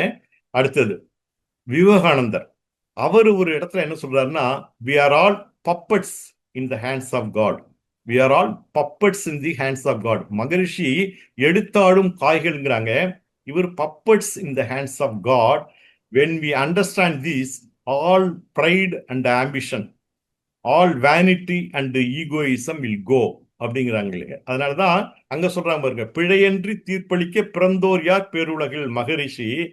இங்க when we understand this, all pride and ambition, all vanity and egoism will go. Gandhi கூட ஒரு ஸ்டேட்மெண்ட்ல, there is an orderliness in the universe அப்படிங்கிற. there is an orderliness in the universe. It is an unalterable law governing everything and every being that exists and lives. It's not a blind law, because blind law cannot govern the human beings. We are at peril ignoring the law அப்படின்னு சொல்றாங்க. So எல்லாமே நீங்க பாத்தீங்கன்னா மகான்கள் அந்த கருத்துல தெளிவா இருக்காங்க. அதே போலதான் மகரிஷியோட வாழ்ந்த காலத்துல இருந்த ஒரு கூடுவாஞ்சூர்ல இருந்த ஒரு அம்மையார் வெளியூருக்கு போயிடுறாங்க. சரி, ஒரு நாள் மகரிஷியை பார்க்க வரலாம் அப்படின்னு வரும்போது, அந்த பழைய வீட்டுல மகரிஷி இல்ல, இதே மாதிரிதான் அந்த குடிசை வீட்டுல இருக்காங்க. அப்போ கேட்கறாங்க மகரிஷியை பார்த்துட்டு, என்ன மகரிஷி நீங்க எல்லாம் இப்படி இருந்தீங்க, என்ன ஆச்சு, ஏன் இப்படி இந்த நிலைமைக்கு வந்துட்டீங்கன்னா அவங்களால அடக்க முடியல, அவங்களால தாங்கிக்க முடியல. அந்த மாதிரி இருக்கும்போது மகரிஷி, எல்லாம் ஒண்ணும் இல்லம்மா, எல்லாம் இருக்கு, எங்கேயும் போயிடல, என்ன இன்னைக்கு எங்கிட்ட இருந்தது இன்னொருத்தட்ட இருக்கு, இன்னும் அதிகமாவே இருக்கு அப்படின்னு சொல்ற ஒரு மனசு மகான்களுக்கு தான் வரும். வந்ததுதான் போகுமே அல்லாது வருமுன்னே இருந்த ஒன்று போவதுண்டோ. இந்த உண்மை எண்ணி எண்ணி உணர்ந்து கொண்டால் எவருக்கும் எப்போதும் நஷ்டம் கிடையாது. நஷ்டம் ஏது அப்படிங்கிறாங்க. இதுதானுங்க நம்ம கீதாச்சாரம். நம்ம வீட்டுல எல்லாம் வச்சிருக்கோம் இல்லைங்களா, எது நடந்ததோ நன்றாகவே நடந்தது, எது உன்னுடையதோ அது நாளை இன்னொரு போயிடுது, எதை கொண்டு வந்தாய் எதை இந்த மாதிரி நிறைய இருக்கு. பட் இருந்தாலும் அந்த மனநிலை நமக்கு வருமானு பாருங்க. ஸோ இதுதான் மகான்களுக்கும் நமக்கும் உள்ள வித்தியாசங்க. ஸோ இது பாத்தீங்கன்னா, இப்போ மகான்கள் அவங்களும் நம்மளை போல ஒரு குடும்பத்துல பிறந்து இருந்தவங்க தான். நிறைய மகான்கள் வாழ்க்கையை எடுத்து பார்த்தீங்கன்னா, அவங்கெல்லாம் ரொம்ப ஏழ்மையில இருந்து கஷ்டப்பட்டு துன்பங்களை அனுபவிச்சுதான் இந்த மாதிரி ஒரு நிலைக்கு வந்திருக்காங்க. ஏன்னா அந்த அனுபவங்கள்லாம் அவங்களுக்கு ஒரு பாடமா அமைஞ்சிருக்கு. நம்மளும் அப்படிதான் வந்திருக்கோம். நம்மளுக்கும் இந்த மனசு இருக்கு. ஆனா நம்மகிட்ட இருக்கிற மனசு ஏன் அந்த ஆழ் மனசுக்கு போக மாட்டேங்குது, ஏன் மேல் மனதோடயே இருக்கு, ஏன் அந்த சப்கான்சியஸ் மைண்ட்லயே இருக்கு அப்படின்னா, நமக்கு ஆழ்ந்து போக தெரியல. ஏன்னா அந்த மனசு ஆழ்ந்து போகிறதுக்கு சில தடைகள் இருக்கு. என்னெல்லாம் தடைகள் இருக்குங்க? அது விலங்கின குணங்களோட இருக்குது. தான் தனதுங்கிற ஒரு 6 தீய குணங்களை உண்டு பண்ற ஒரு குணத்தோட இருக்குது. நிறைய எதிர்பார்த்துட்டே இருக்கு. எதிர்பார்ப்புகள் பெரும்பாலும் ஏமாற்றம். இன்னும் வேணும் இன்னும் வேணும்னு நம்ம எதிர்பார்த்துட்டே இருக்கோம். அதனாலதானே இப்ப இறைவன்கிட்ட போய் கூட நம்ம எனக்கு அதை கொடு இதை கொடுன்னு ஏன் கேட்கிறோம்? ஏன்னா நம்ம கிட்ட எவ்வளோ இருந்தாலும் இல்லைங்கிற ஒரு ஃபீல் தான் நமக்கு டாமினண்டா இருக்கு. அதனாலதான் இன்னும் நம்ம கேட்டுக்கிட்டே இருக்கோம் அந்த எதிர்பார்ப்புகள். அப்புறம் கண்டிஷன்டு லைஃப், நிறைய கண்டிஷன்ஸ் வச்சுட்டு இருக்கோம். போல பாத்தீங்கன்னா மற்றவங்க செயலில் தலையிடுறது, ஒப்பிட்டு கம்பேர் பண்றது. கம்பேர் பண்ணும்போது தான் நம்மளோட அதிகமா இருக்கிறவங்களை பார்க்கும்போது இன்ஃபீரியாரிட்டி காம்ப்ளெக்ஸும், நம்மளோட தாழ்ந்து இருக்கும்போது அது சுப்பீரியர் காம்ப்ளெக்ஸ். இந்த மாதிரி தான் மனசு, கண்டென்ட்ஸ் ஆஃப் த மைண்ட் இப்படிதான் போயிட்டு இருக்கு. இதுதான் ஸ்டஃப் ஆஃப் தி மைண்ட். இந்த மைண்ட் இருக்கிற வரலையும் நம்மளால அந்த ஆழ் மனசுக்கு போக முடியாது. அப்ப யார் காரணங்க? நம்ம தான் காரணம். ஏன் அந்த வல்லமையை புரிஞ்சுக்க முடியல? மனசை நம்ம இந்த மாதிரி பழக்கி வச்சிருக்கோம். பழக்கத்துக்கும் விளக்கத்துக்கும் போராடுறோம் மனிதங்கிற மாதிரி. நீங்க ரட்டன் டட்டா, அவர் அயர்ன் அண்ட் ஸ்டீல் தெரியும் அவங்களுக்கு, இண்டஸ்ட்ரியலிஸ்ட். அவர் அழகா இந்த மனசு மைண்ட் செட்டை பத்தி சொல்லியிருக்காரு பாருங்க. None can destroy iron but its own rust can. இரும்ப வேற எதையும் அழிக்க முடியாது, அதுவா துருப்பிடிச்சு அழிஞ்சாதான். None can destroy iron but its own rust can. Likewise, அதே போல none can destroy a person, நம்மளை வந்து யாரும் அழிக்க முடியாது. But his own mind set, நம்ம மைண்ட் செட் தான் நம்ம உயர்வுக்கும் தாழ்வுக்கும் காரணம். அதனால இந்த மனசை நம்ம எப்படி பயன்படுத்துகிறோம் அப்படிங்கிறத பொறுத்து தான் நம்ம வாழ்க்கை. நம்ம மனசை நல்லா பயன்படுத்தோம்னா கோடீஸ்வரர்கள்னா நீங்க உடனே பொருள், புகழ், அதிகாரம் அப்படி உயர்ந்து இருக்கிறவங்க தான் அந்த கோடீஸ்வரர்கள் அப்படின்னு நம்ம எதிர்பார்க்க கூடாது. ஏன்னா வெள்ளத்தனைய மலர் நீட்டம் மாந்தர்தான் உள்ளத்தனையது உயர்வு, இந்த உயர்வு தான் வேணும். உள்ளத்தனைவு உயர்வு இருந்தாதான் நம்ம இந்த மாதிரி ஒரு வல்லமை எல்லாம் எடுக்க முடியும். இல்லாட்டா நம்ம வந்து வேர்ல்ட்லி எக்ஸ்பீரியன்ஸ், புற உலகிலேயே தான் நம்ம வாழ்க்கை போயிட்டு இருக்கோம். அதனாலதான் மனசு ஒரு பொக்கிஷம். அதை வந்து அடையணும் அப்படின்னா தவம் ஒண்ணுதாங்க வழி. இதை உணர்ந்ததுனாலதான் ஞானிகளும் மகான்களும் தவத்திலேயே இருந்துட்டு இருப்பாங்க. அதுவும் பாத்தீங்கன்னா அந்த இறைநிலையோடையே அந்த இணைந்து இருப்பாங்க.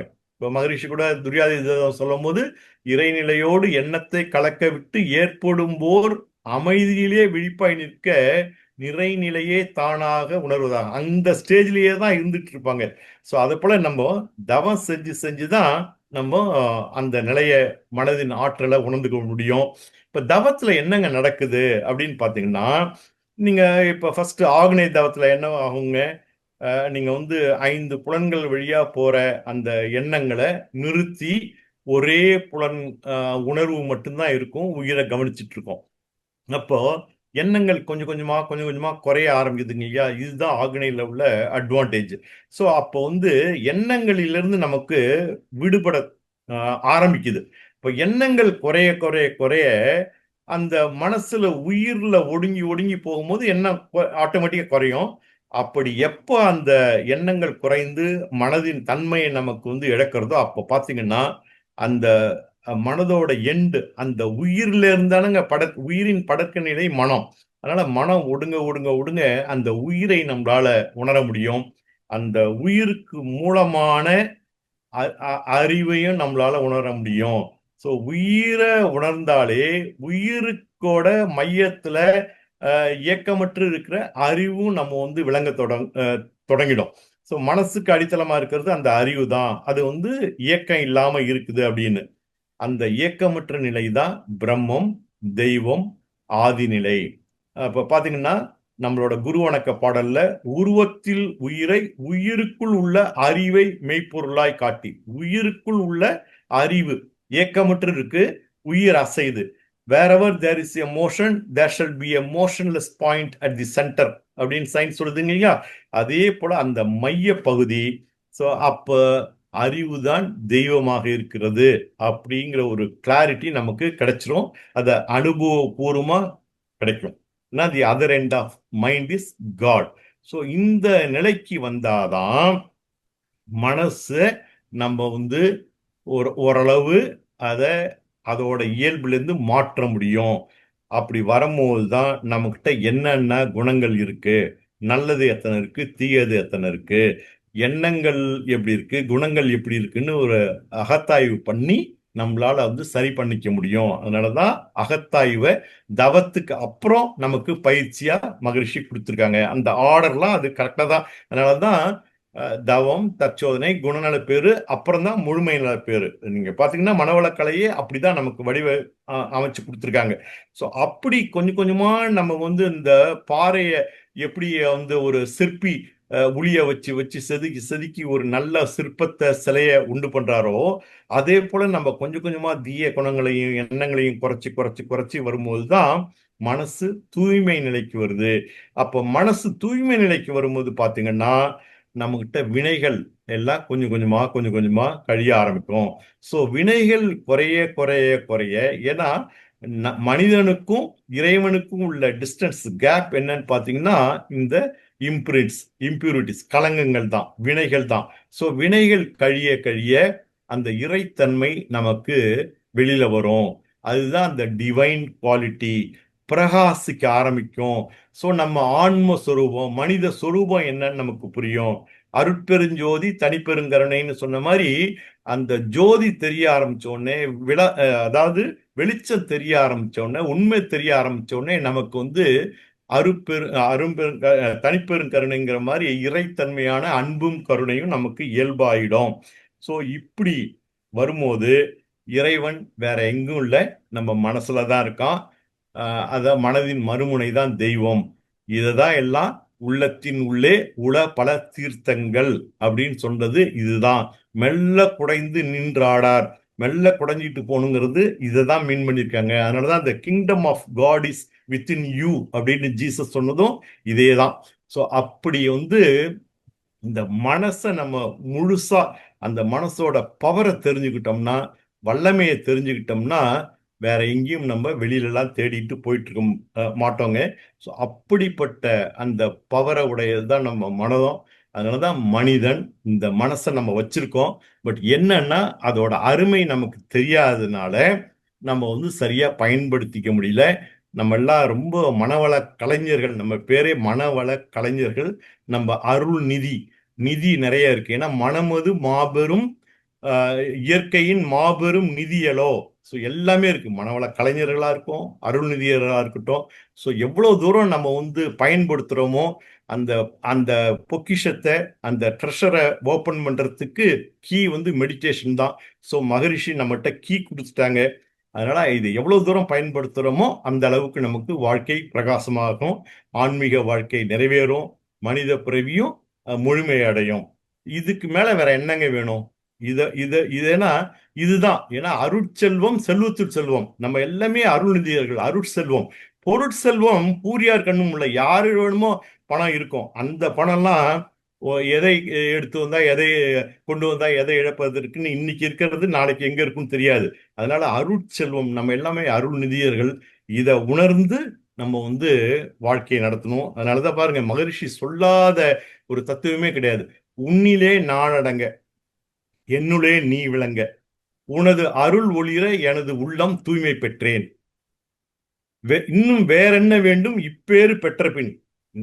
இதுக்கு மேல வேற என்ன வேணும்? உன்னிலே நாடாண்டுங்க, என்னுடைய நீ விளங்க, உனது அருள் ஒளிர, அந்த ஜோதி அந்த பிரகாசம் வந்த உடனே எனது உள்ளம் தூய்மை பெற்றேன், வினைகள்லாம் கழிய பெற்றேன், எடுத்த மனித பிறவி எழுதியதே முழுமை அப்படின்னு. ஸோ வாழ்க்கையின் நோக்கமே அந்த அறிவு முழுமை அடையிறது தான். அந்த நிலை இந்த தவத்தால நமக்கு கிடைக்கும். அதே போல எப்படி நம்ம இந்த சிந்தனையை ஆரம்பத்துல ஒரு மகரிஷியோட கவிதையை ஆரம்பிச்சோமோ, அதே போல இந்த சிந்தனையை ஒரு மகரிஷியோட அதே ஒரு 4 வரி கவிதையில நம்ம முடிக்கலாங்க. மனித மனதை பற்றி மனிதர் அறியாமல், மனித மனதை பற்றி மனிதர் அறியாமல் மயங்குகிறார். அதுதானங்க இது. இவ்வளவு தூரம் இவ்வளவு நேரம் அதுதானே பார்த்தோங்க.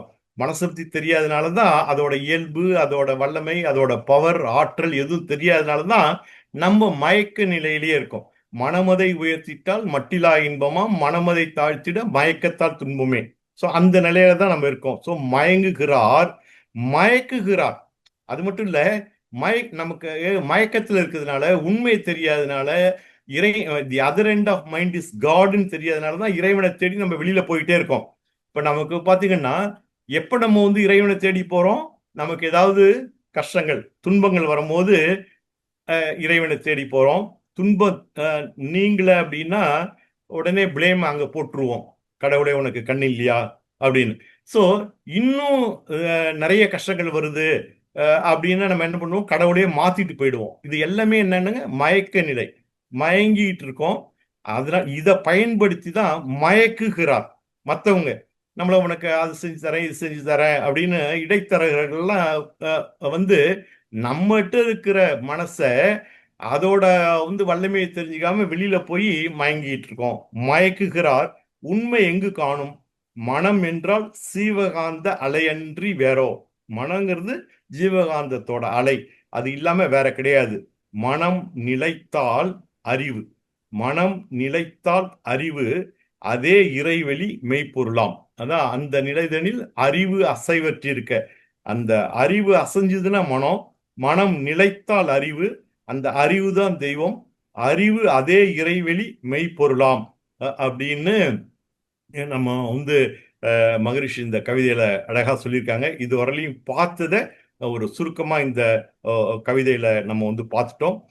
ஒரு அமித் ரே அப்படின்னு ஒரு இந்தியன் ஆத்தர், அவர் ஒரு ஸ்பிரிச்சுவல் குருவும். அவர் என்ன சொல்லியிருக்காருன்னா, mind is a flexible mirror. Mind is a flexible mirror. நீங்க அதை you adjust it to see a better world அப்படின்னு சொல்றாரு. ஸோ மனசு வந்து பாத்தீங்கன்னா அது வந்து ஒரு ஒரு அட்ஜஸ்டபிள் மிரர். இப்போ கார் இருக்கு, ஏறி உட்கார்ந்த உடனே நம்ம என்ன பண்றோங்க, இந்த 2 சைடு மிரரையும் நம்ம வந்து நம்மளோட அந்த வியூ, காரோட வியூ, ரோடு வியூலாம் தெரியறதுக்கு நம்ம அட்ஜஸ்ட் பண்ணிக்கிறோம். அதே போல இந்த மைண்டை நம்ம கொஞ்சம் டியூன் பண்ணி கொஞ்சம் அட்ஜஸ்ட் பண்ணிட்டோம்னா we can see a better world. Better வேர்ல்டுங்கிறது என்னங்க, inner world, the kingdom of God, உள்ளத்தின் உள்ளே உள்ள தீர்த்தங்கள், மனதிலே உள்ள எல்லாம் மற்றெங்கு தேடுவீர். ஸோ இதை நம்ம வந்து இன்னர் வேர்ல்டுல நம்ம வந்து ஸ்மூத்தா நம்ம டிராவல் பண்ணலாங்க. ஸோ வாழ்க வளமுடன். இதுவரையிலும் என்னுடைய சிந்தனையை கேட்ட உங்கள் அனைவருக்கும் என்னுடைய நன்றியும் தெரிவித்துக் கொள்கிறேன். மேலும் இந்த வாய்ப்பு கொடுத்த ஆழியார் ஐடி நிர்வாகத்திற்கும் இந்த தருணத்தில் நன்றியை தெரிவித்துக் கொள்கிறேன். வாழ்க வளமுடன். தற்போது நாம் கேள்வி பதில் நிகழ்ச்சிக்கு செல்ல இருக்கின்றோம். ஐயா, கேள்வி பதில் நிகழ்ச்சி ஆரம்பிக்கலாங்களா ஐயா? வாழ்க வளமுடன். ஆரம்பிக்கலாம். வாழ்க வளமுடன். முதல் அன்பராக TS ராஜாராமன் ஐயா. வாழ்க வளமுடன் ஐயா.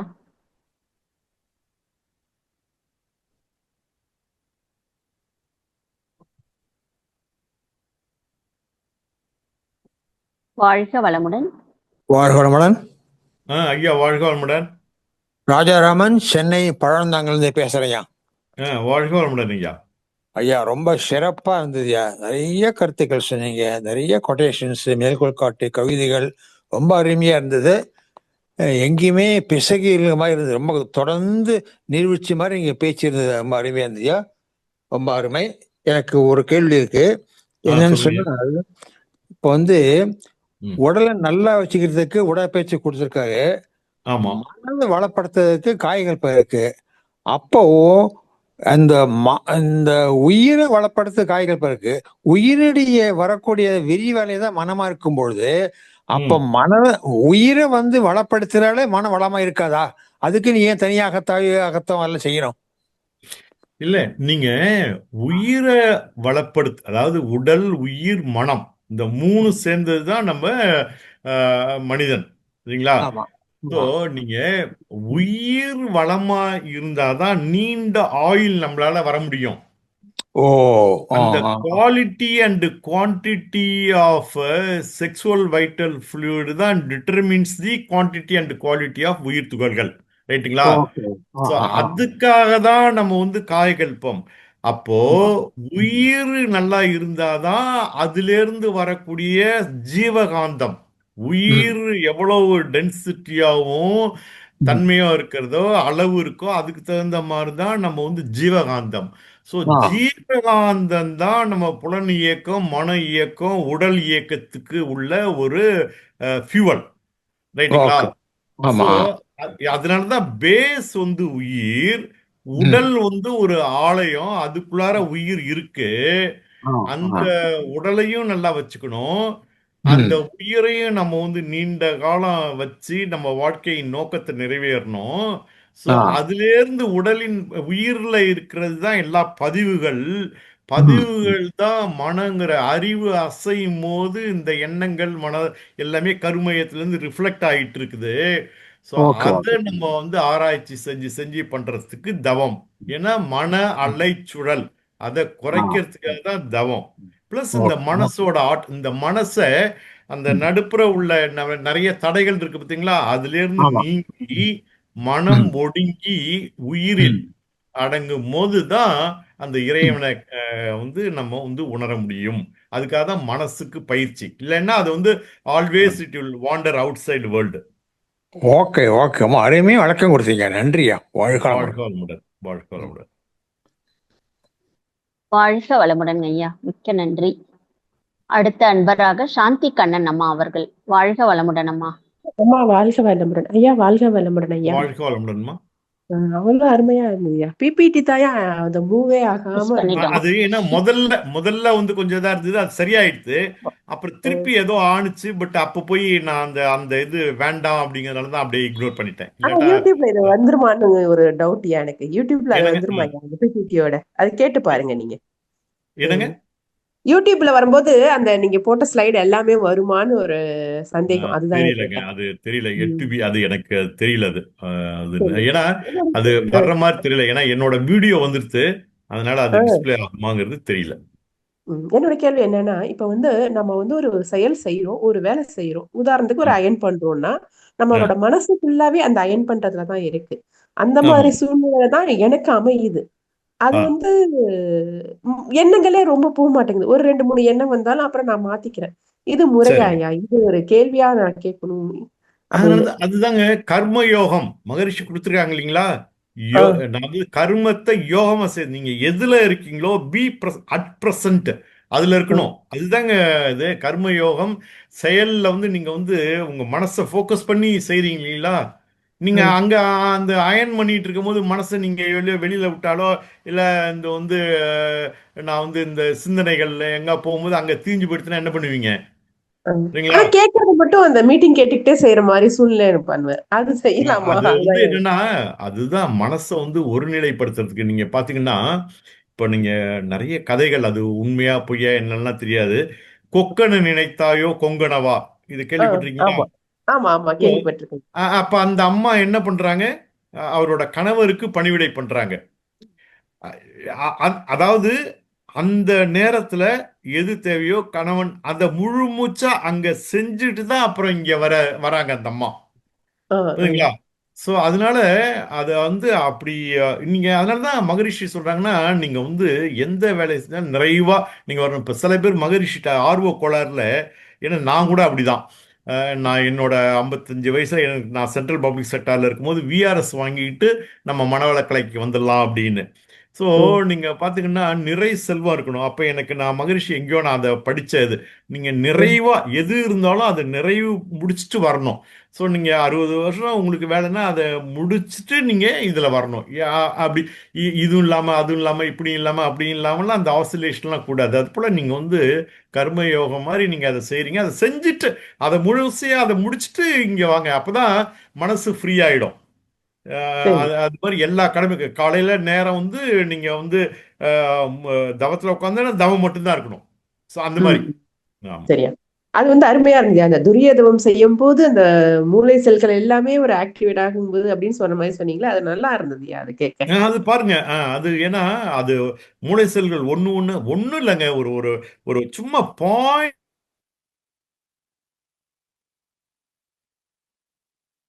அந்த மாதிரி வந்திருக்காங்க. துரியதவம், பிரேக் ஆகி பிரேக் துரியாதீதம். ஆகி ம். சரியா, சரியா. வாட் பண்ண முடியாது. வாழ்கம். நன்றி ஐயா. அம்மா நன்றி அம்மா. வாழ்க வளமுடன். வாழ்க வளமுடன் அம்மா, வாழ்க வளமுடன். நன்றிகள் ஐயா. அடுத்த அன்பராக சரோஜா கிருஷ்ணன் அம்மா அவர்கள். வாழ்க வளமுடன் அம்மா.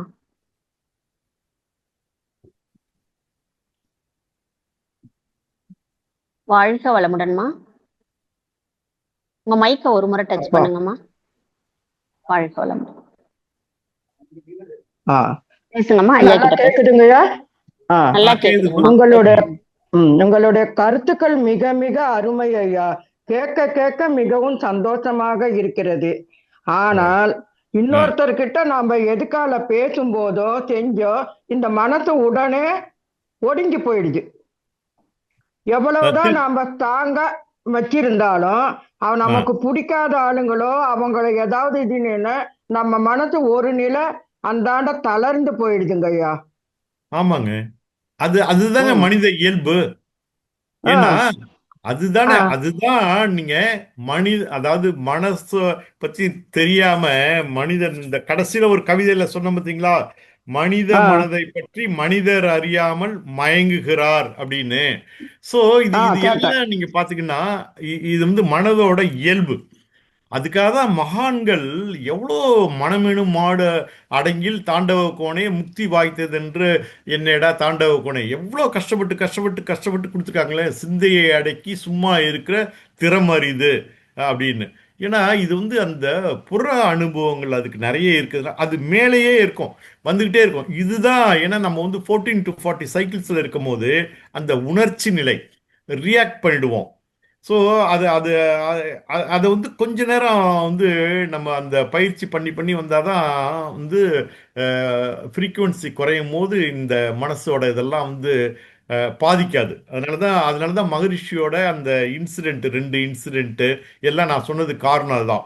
ஸோ கூரையை பிச்சுக்கிட்டு குடிசை சுவர்லாம் விழப்போகுது. அப்போ கூட மகரிஷி வந்து இயற்கை என்ற பேராட்டக்காரனுக்குன்னு ஒரு கவிதையை எழுதுறாங்க.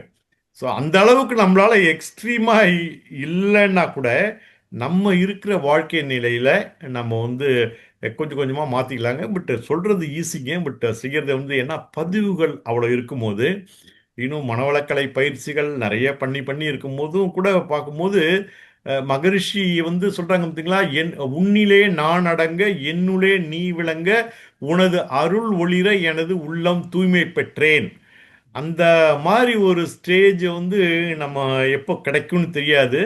பட் இதெல்லாம் வந்து மகரிஷி கொடுத்ததுல நம்ம கொஞ்சம் கொஞ்சமாக ப்ராக்டிஸ் பண்ண பண்ண பண்ண வருங்க. பட் என்ன வித்தியாசம்னா, முன்னாடி இருந்ததுக்கும் இப்போக்கும் கொஞ்சம் அந்த இமிடியேட்டாக இம்பல்சிவ் அந்த பிஹேவியர் கொஞ்சம் கொஞ்சம் குறையும், அவ்வளோதாங்க. அதை குறைச்சிக்கிட்டே வந்தோம்னா நம்ம வந்து ஒரு காலத்தில் நம்ம வந்து அதை வந்து அடைஞ்சிடலாம். அதுக்காக தான் நாங்கள் மகான்கள் சொல்கிறாங்க, நாங்கள் ஏன் அவங்களோட வாழ்க்கையை வந்து நமக்கு வந்து பாடமாக அனுபவத்தெல்லாம் சொல்லியிருக்காங்க. இப்போ சினம் தவித்தல் பயிற்சி ஏன் மகரிஷி கொடுத்துருக்காங்க, ஏன்னா 2 இடத்துல எனக்கு கோபம் வந்தது அப்படின்னு அவங்க சொல்கிறாங்க. ஸோ அதை என்ன பண்ணுறது, எல்லாமே தெரியும், வந்து எல்லாம் சொல்லியிருக்காங்க. பட் இருந்தாலும் மனவளக்கலையில் மகரிஷி அதை ஒரு பாடமாக வச்சுருக்காங்க. அதனால தான் மனவளக்கலை போதனை மார்க்கம் இல்லை, அது ஒரு சாதனை மார்க்கம் அப்படின்னு. ரைட்டுங்களா? ரைட்டுங்க. தினமும் நான் கிளாஸ்ல போய் கிளாஸ் எடுக்கிறேன் சார். தினமும் இது வந்து ஒவ்வொரு நாளைக்கும் ஒவ்வொரு தவம் எடுக்கிறேன். முதல்ல விட இப்பெல்லாம் எவ்வளவோ கொஞ்சம் கோபம் கீபம் குறைஞ்சு போச்சு. நீங்க சொல்ற மாதிரி அந்த பற்றற்ற நிலைக்கு வந்து கொண்டு இருக்கிறேன். அப்பவும் சில சமயம் பார்த்தா அந்த ஒரு சிலரை பார்த்தா கொஞ்சம் நீங்க சொல்ற மாதிரி அந்த கோபம் அந்த இதெல்லாம் வரத்தான் செய்யுதுங்க ஐயா. மனிதனின் இயல்புங்கிறீங்க. இன்னும் நமக்கு எத்தனை நாள் பழகணுமோ தெரியலீங்க ஐயா. பரவாயில்ல பரவாயில்ல, இந்த பாருங்க, நீங்க அதெல்லாம் விட்டுடுங்க. இது ஏதாவது மனவளக்கலைக்கு வர்றதுக்கு முன்னாடி நீங்க எப்படி இருந்தீங்க, இப்போ இருக்கிற நிலை, நீங்க எத்தனை வருஷங்கிறத விட்டுருங்க. இதுவே ஒரு பெரிய ஒரு முன்னேற்றம் தானங்க நமக்கு. இது இல்லாம எத்தனை, இப்ப நம்ம என்ன இந்த மாதிரி ஆன்மீக பயிற்சிகள் வந்து சாதனையோட உள்ள ஆன்மீக இயக்கத்துல எத்தனை பேர் இருக்காங்கங்க? ஒரு 1% இருப்பாங்களா அந்த வேர்ல்டுல? இப்போ மீதி எல்லாம் நம்ம வந்து இதுவே பெரிய பாக்கியங்க மகரிஷிட்ட. அதனாலதான் மனவள கலைஞர்கள் வந்த உடனே நம்மளை வந்து அருட்செல், நீங்க வந்து 2வது அகத்தாய்வு முடிச்ச உடனே நீங்க அருட்செல்வர்னு சொல்லிடுறாங்க. உடனே பிரம்ம ஞானிகளேங்கிறாங்க, அருள் நிதியர்களேங்கிறாங்க. ஸோ இதை வந்து இப்போ இந்த மகரிஷிட்ட வரலன்னா நம்ம அந்த திருக்குறள் அருட்செல்வம் செல்வத்துள் செல்வம் பொருட்செல்வம் பூரியார்கனும் உள்ளங்கிற அந்த திருக்குறளை நம்மளுக்கு அர்த்தம் தெரியுங்களா? தெரியாது இல்லைங்களா? தெரியாதுங்கய்யா. ஸோ அதனால நம்ம என்ன பண்றோம், நம்ம வாழ்நாளில் நம்ம வினைப்பதிவுகளை கழிச்சுட்டு நம்ம வந்து இறைநிலை அடையிறோமோ இல்லையோ, நம்ம பதிவுகள் நல்லா இருக்க இருக்க இருக்க நம்ம சந்ததிகள் இன்னும் நல்லா இருப்பாங்கங்க. அவ்வளவுங்கண்ணா ஐயா. எங்க வீட்டுக்கிட்ட சுத்தி நிறைய கூட்டம்லாம் இருக்குதுங்கய்யா. கூப்பிட்டா யாரும் வரமாட்டேங்கிறாங்க ஐயா. பரவாயில்ல. இப்போ மகரிஷி நீங்க பாத்தீங்கன்னா நம்ம செய்ய வேண்டியதை செஞ்சுக்கிட்டே இருப்போங்க. நம்ம கேட்பாங்க, என்னங்க இது இப்படிலாம் ஒரு பயிற்சி அடிக்கிறீங்க, ஒரே ஒருத்தருக்காக சைக்கிள்ல போய் ஒரு கடலூரை எங்கேயோ, அது ஊர் ஞாபகம் இல்லை, அந்த மாதிரி டைம் ஸ்பெண்ட் பண்ணி போய் அந்த அகத்தாய்வு எடுத்துட்டு வந்தாங்க. அது போல் நிறைய பயிற்சிகள் கொடுத்துட்டே இருந்தாங்க. அவங்க என்ன சொல்றாங்க, நீங்க செய்யறத செஞ்சுக்கிட்டே இருங்க, நீங்க விதைய விதைச்சிக்கிட்டே இருங்க, என்னைக்கு முளைக்கிறதுங்கிறது முளைக்கட்டும், அதை பற்றி நீங்கள் you don't father about result. ஏன்னா நீங்கள் செய்யறத செஞ்சுக்கிட்டே இருக்கீங்க, ஒரு நாள் காலத்தால் வரும் அப்படின்னு. இப்போ எல்லா மகான்கள் இப்போ மகரிஷிட்ட போய் இந்த மாதிரி எங்கள் ஊரில் அறிவுத்திருக்கோயில் வரணும், ஒரு இடம் இருக்குது, ஆனால் இது எப்படி கட்டுறதுன்னு தெரியல, இந்த பொருளாதாரம் என்ன பண்ண, அது இது ரொம்ப மலைப்பாக இருக்குன்னா நீங்கள் பாட்டுக்கு ஆரம்பிங்க, அந்த கட்டடமே வாங்கிக்கும் அப்படின்னு அப்படி சொல்லி சொல்லி இப்போ பாருங்க 220 230 அறிவுத்திருக்கோயில் இருக்கு இப்போ. ஸோ அதனால இது எல்லாமே எப்படிங்க நடக்குது, இதெல்லாமே பார்த்தீங்கன்னா அந்த எண்ணத்தின் ஆற்றல், மனதின் ஆற்றல். அதனால நம்ம எண்ணத்தை செஞ்சுக்கிட்டே இருப்போம்.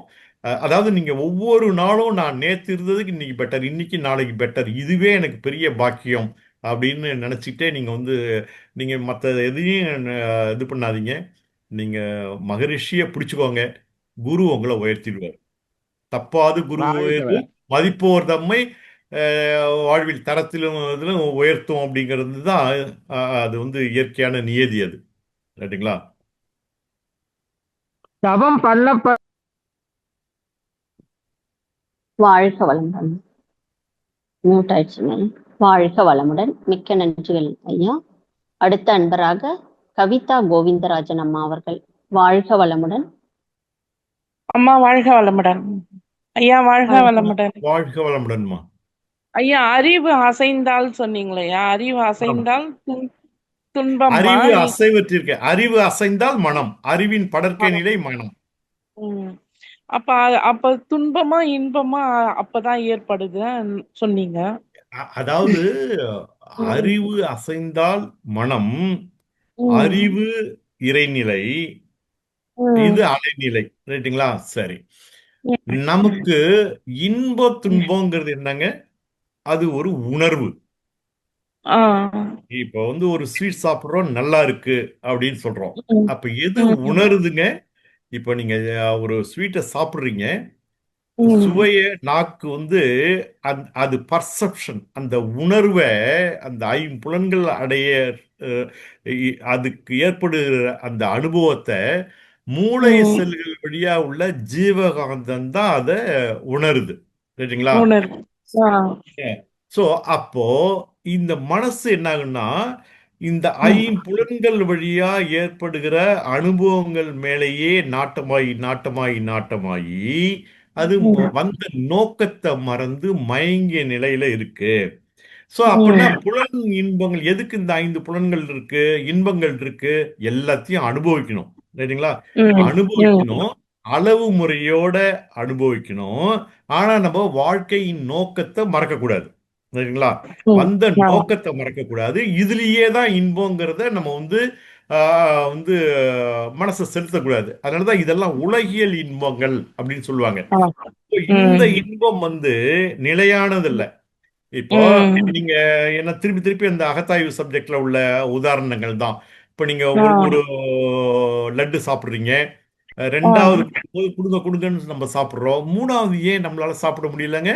ஜீவகாந்தம். ரைட்டுங்களா? சோ தெரியுது. அப்போ உயிரின் செலவு, மூளை வழியா இருக்கிற அந்த ஜீவகாந்தம் பற்றாக்குறை ஆயிட்டதுனாலதான் அந்த உணர்வு நமக்கு அனுபவிக்க முடியல. அதே போல இது எல்லா இன்பங்களும், புலன் இன்பங்கள் அவ்வளவும் ஒரு காலத்துல சலிப்பை கொடுக்கக்கூடியது. இது உலகியல் இன்பம். அது இல்லாம அருளியல் இன்பம்னு இருக்கு. அந்த இன்பம் தான் சலிப்பில்லா இன்பம், சேச்சுரேஷன் இல்ல. அந்த இன்பம் தான் என்லைட்மெண்ட். அதுதான் இன்கம்பேரபிள் பிளிஸ். அந்த நிலைக்கு நம்ம போகணும். ஜேர்னி ஆஃப் பர்த்தே, இந்த அறிவு, journey of consciousness is to travel towards God realisation.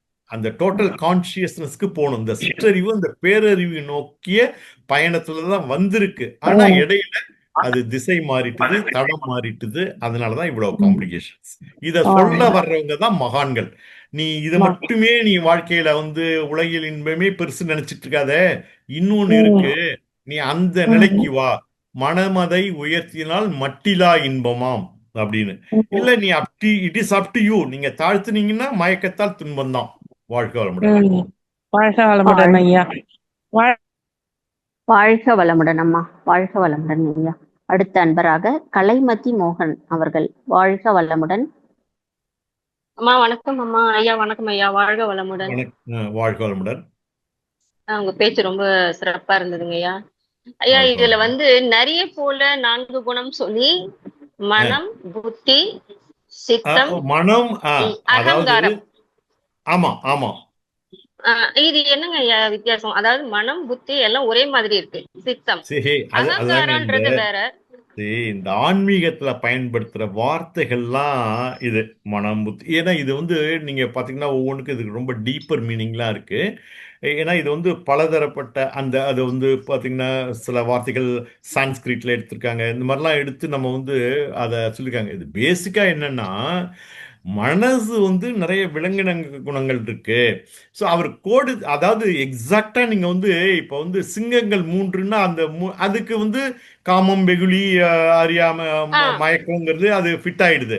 So இங்க வரும்போது மனம், புத்தி, சித்தம், அகங்காரம் எல்லாம் நீங்க மனம், புத்தி, சித்தம் இந்த 3 எடுத்து பார்த்தீங்கன்னா ஒரே மாதிரி ஒரு பெரிய சட்டில் டிஃபரன்ஸ் தான் இருக்கும்.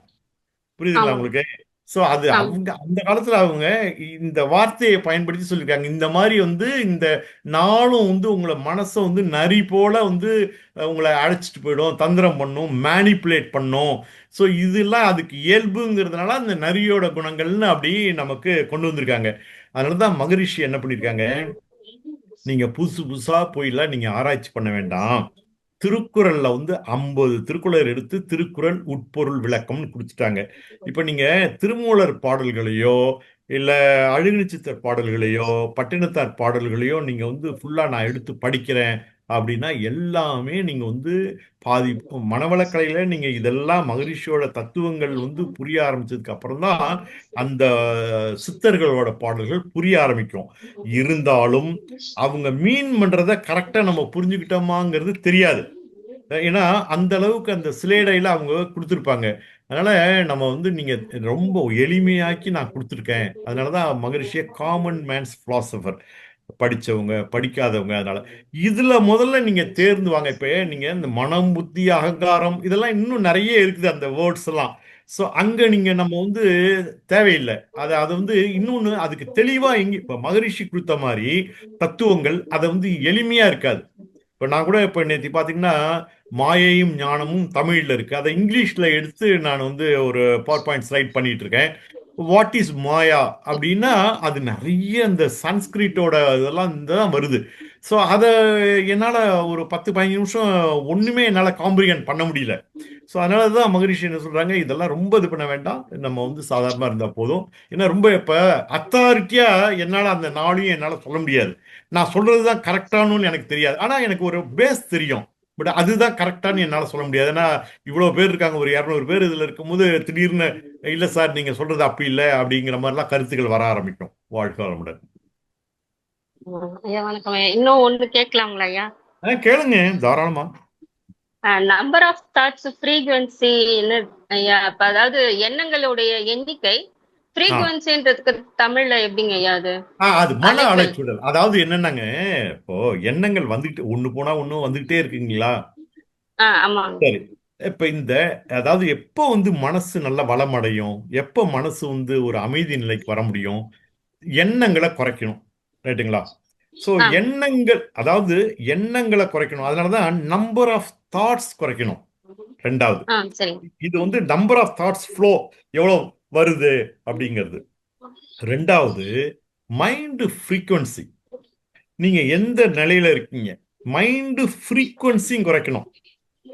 ஃப்ரீக்வன்சிங்கிறது அலை இயக்கம், அந்த சைக்கிள் இருக்கீங்களா? இப்போ நீங்க பீட்டாவில் இருக்கீங்களா, 14 to 40 இருக்கீங்களா, 8 to 13 இருக்கீங்களா, 4 to 7 இருக்கீங்களா? இந்த மாதிரி அந்த ஃப்ரீக்வன்சிய மன அலைச்சுழலை குறைய குறைய குறையதான் எல்லாமே இன்டர்லிங்க்டு. எண்ணங்கள் இருந்ததுன்னா ஃப்ரீக்வன்சி குறையாது. ஏன்னா எண்ணங்கள்ல எப்படி இருக்குன்னு தெரியாது. உணர்ச்சி நிலையான எண்ணங்கள் இருந்ததுன்னா எமோஷனல் மூடுக்கு போயிடுவோம், 14 to 40 போயிடுவோம். அதனால ஃப்ரீக்வன்சி குறையணும், நம்பர் ஆஃப் தாட்ஸ் குறையும். நம்பர் ஆஃப் தாட்ஸ் குறைஞ்சிக்கிட்டே வந்ததுன்னா ஃப்ரீக்வன்சி குறையும். இப்படி வரும்போது தான் மன இயக்கம் குறையும். ஸோ மன இயக்கம் குறைய குறைய குறையதான் நம்ம மனசுல இருக்கிற அந்த ஆழ் மனசுல இருக்கிற அந்த தெய்வீக குணங்கள் வெளிப்படும். அதுதான் பிரகாசிக்க ஆரம்பிக்கும். மனித சொரூபம் தெரியும், ஆன்மா பிரகாசமா வரும். ஸோ அப்படி போக போக தான் நாம் மனதின் மறுமுனை தெய்வங்கிறத உணர முடியும். அப்படிங்கிற கொஞ்சம் கொஞ்சமா எலிமினேட் பண்ணிட்டு போறது தான் அந்த எண்ணங்களின் எண்ணிக்கையும் ஃப்ரீக்வன்சியோட இதாங்குங்க நிலையம். இப்ப எமோஷனல் குறைஞ்சா அந்த ஃப்ரீக்வன்சி குறைங்களா ஐயா? ஆமாங்க, நீங்க ஒண்ணு வேண்டாம். நீங்க இப்போ இப்போ ஒரு சூழ்நிலை இருக்கீங்க, கோபம் வருது, உணர்ச்சி மேல இப்போ சாதாரணமா இருக்கும்போது நமக்கு அதாவது நம்மளோட கண்ட்ரோல் இல்லாம நம்ம உணர்ச்சி நிலைக்கு வந்துடுறோம் இல்லைங்க. இமிடியேட்டா ரியாக்ட் பண்றோம், இமிடியேட்டா மற்றவங்களை ஹர்ட் பண்றோம், இமிடியேட்டா கோபம் வருது இல்லைங்களா? ஏன்னா நம்ம பழகி வச்சுக்கோ நம்ம. ஸோ இதை நம்ம குறைச்சி வரும்போது அந்த எமோஷனல் மூடு 14 to 40 சைக்கிள்ஸ் குறையும். நீங்க ஆக்னேய தவத்துல வரும்போது 8 to 13 நிலைக்கு வரீங்க. ஏன்னா 8ல இருந்து 13, 12க்கும் போகும், 11க்கும் போகும், 13க்கும் போகும். அதெல்லாம் ஆக்னேய லெவல்ல. துரியத்துல வரும்போது தான் அந்த 8 to 13லயே நின்று அதை அமைதி அடைஞ்சிரும். அந்த நிலையில இப்ப நம்ம கொஞ்ச நேரம் பண்றோம் அதுல எவ்வளவு தூரம் எஃபெக்டிவா இருக்கும்னு தெரியல. நீங்க எஃபெக்டிவா பண்ண பண்ண பண்ண அந்த குணங்கள் குறைய ஆரம்பிச்சிரும். அந்த எமோஷனல் அந்த தாட்ஸோ தாட்ஸ். ரியாக்ட் ம். பண்றதோ இது எல்லாமே குறைய ஆரம்பிக்கிறோம். இப்படி இருந்தா கூட நீங்க பாத்தீங்கன்னா எத்தனையோ வருஷம் நம்ம மனவளக்கலையில இருந்தா கூட சம்டைம்ஸ் நம்மளை மீறி அந்த குணங்கள் வெளிப்பட ஆரம்பிக்கும். ஏன்னா நம்ம அந்த பதிவுகள் அது வெளியில வர்றது ஒரு டிவைன் ட்ரீட்மெண்ட். அதாவது ஏன்னா மற்றவங்களுக்கு துன்பம் கொடுக்குறோம், இல்லாட்டா மற்றவங்க பண்ணும்போது அதை இது பண்றோம். இதை உணர்ந்து நம்ம பிரயாச்சித்தம் பண்ணிக்க வேண்டியதுதான். அதுக்கு தான் அகத்தாய்வு பயிற்சிகள் நிறைய கொடுத்துருக்காங்க மகரிஷி. அதை நம்ம கொஞ்சம் கொஞ்சமா அதை சரி பண்ணி வரணுங்க. அவ்வளவுதாங்க. வாழ்க வளமுடன். நன்றிகள் ஐயா. அடுத்த அன்பராக செவ்வேல் ஐயா அவர்கள். வாழ்க வளமுடன் ஐயா. வாழ்க வளமுடன்மா. வாழ்க வளமுடன் ஐயா. கேள்வி வருதான் ஐயா. அம்மா ஒருத்தவங்க கேள்வி கேட்டாங்க, மன்றத்துல அன்பர் வரலன்னு. அவங்கள தவத்துல இருந்து நல்லா வாழ்த்த சொல்லுங்க, கண்டிப்பா அன்பர்கள் வருவாங்க. அதே மாதிரி நிறைய அன்பர்களை சந்திக்க சொல்லுங்க. நம்ம சந்திக்க 10 பேர் 20 பேர் சந்திச்சு யாராவது ஒரு ஆள் அன்பர்கள் நம்ம மன்றத்துக்கு வருவாங்க.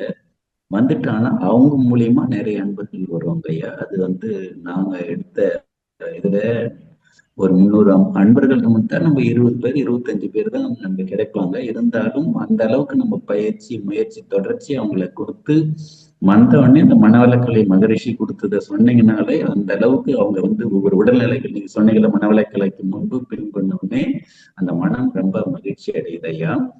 ஆனாலும் எனக்கு என்ன கேள்வின்னா, நாம மனவளக்கலையில மக்களுக்கு சொல்லித்தரோம், இருந்தாலும் அதுல சில கல்லு முள்ளுகள் இருக்கதான் செய்து. அதை நாம அந்த கல்லு முள்ளுகள்ல இருந்து மேல்நிலை ஆகிறதுக்குனாலும் அந்த சிரமங்கள் இருக்குதான். அதை நம்ம எப்படி எந்த வழியில நம்ம போக்கிக்கலாம் ஐயா? இல்லைங்க, இது எல்லா நிலையிலையும் நமக்கு அது இருந்துகிட்டு தான் இருக்கு. இப்போ நீங்க பாத்தீங்கன்னா தன்முனைப்பு இருக்கக்கூடாது, ஆணவம் இருக்கக்கூடாது. மகரிஷி சொல்லியிருக்காங்க இல்லைங்களா?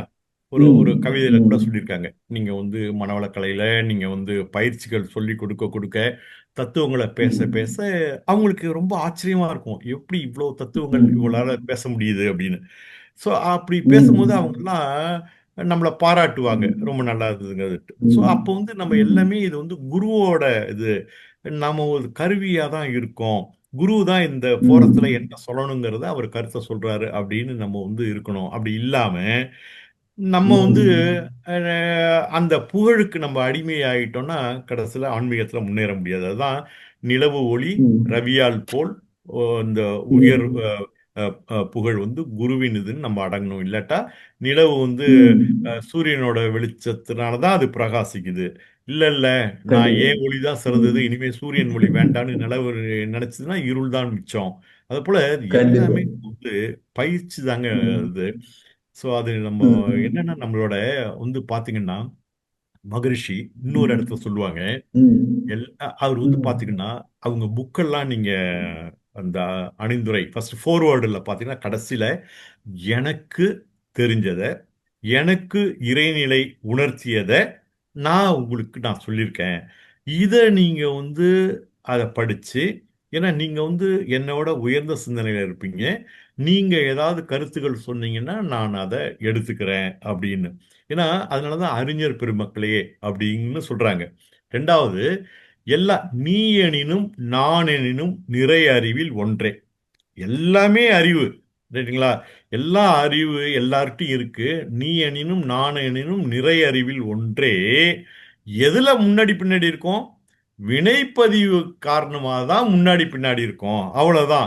என்ன, நான் கொஞ்சம் மேல இருக்கேன், நீங்க கொஞ்சம் கீழே இருக்கீங்க. இன்னும் நீங்க முயற்சி பண்ணீங்கன்னா வினைகள் கழிய தூய்மை உனது அருள் ஒளியுற எனது உள்ளம் தூய்மை பெற்றேன். அறிவு நிலை எப்போ பிரகாசிக்கும் அப்படின்னா இதெல்லாம் நம்ம எலிமினேட் பண்ணி பண்ணி கொண்டு வரணும். எப்போ ஒரு சிற்பம் சிலை ரொம்ப அழகு மெருகு ஏறும். நீங்க வேண்டாத கல்லெல்லாம் பாறை ஒண்ணுதான், அதை செதுக்கி வரணும். எவ்வளவு தூரம் நம்ம பொறுப்பு கடமைகள் இருக்கு. இருந்தாலும் இதை பேக் ஆஃப் த மைண்ட்ல வச்சுட்டு எவ்வளவு தூரம் நம்ம செப்பனிச்சுட்டு வரோமோ அந்த அளவுக்கு நம்மளால வர முடியுங்க. இது எல்லாமே வந்து பயிற்சிகள் நம்ம மட்டும் இல்லை, ஏன்னா எத்தனையோ தலைமுறைகளாக பெற்ற வந்து அனுபவங்கள், பதிவுகள் எல்லாம் நம்மகிட்ட இருக்கு. நீங்க ஆப்பிள் டு ஆப்பிள் கம்பேர் பண்ணவே முடியாது. ஸோ அந்த வேரியேஷன் ஆல்வேஸ் தேர். நன்றிகள் ஐயா. வாழ்க வளமுடன். ஐயா அவர்களை தொடர்ந்து அடுத்த அன்பராக IQ00Z5. வாழ்க வளமுடன் ஐயா. உங்க பேரையும் ஊரையும் பதிவு செய்து கொண்டு ஐயாவிடம் பேசலாங்க ஐயா. வாழ்க வளமுடன். அம்மா அம்மா வாழ்க வளமுடன்மா. நான் கோயம்புத்தூர்மா கண்ணம்மாள். பேசுங்கம்மா. ஐயா நன்றிங்கய்யா. நிறைய இந்த கேள்வியை கொஞ்சம் சுருக்கமா கேளுங்கம்மா. வாழ்க வளமுடன். சரிங்க சரிங்க சரிங்க. நன்றிங்கய்யா. ரொம்ப மனதை பத்தி நிறைய சொன்னீங்கய்யா.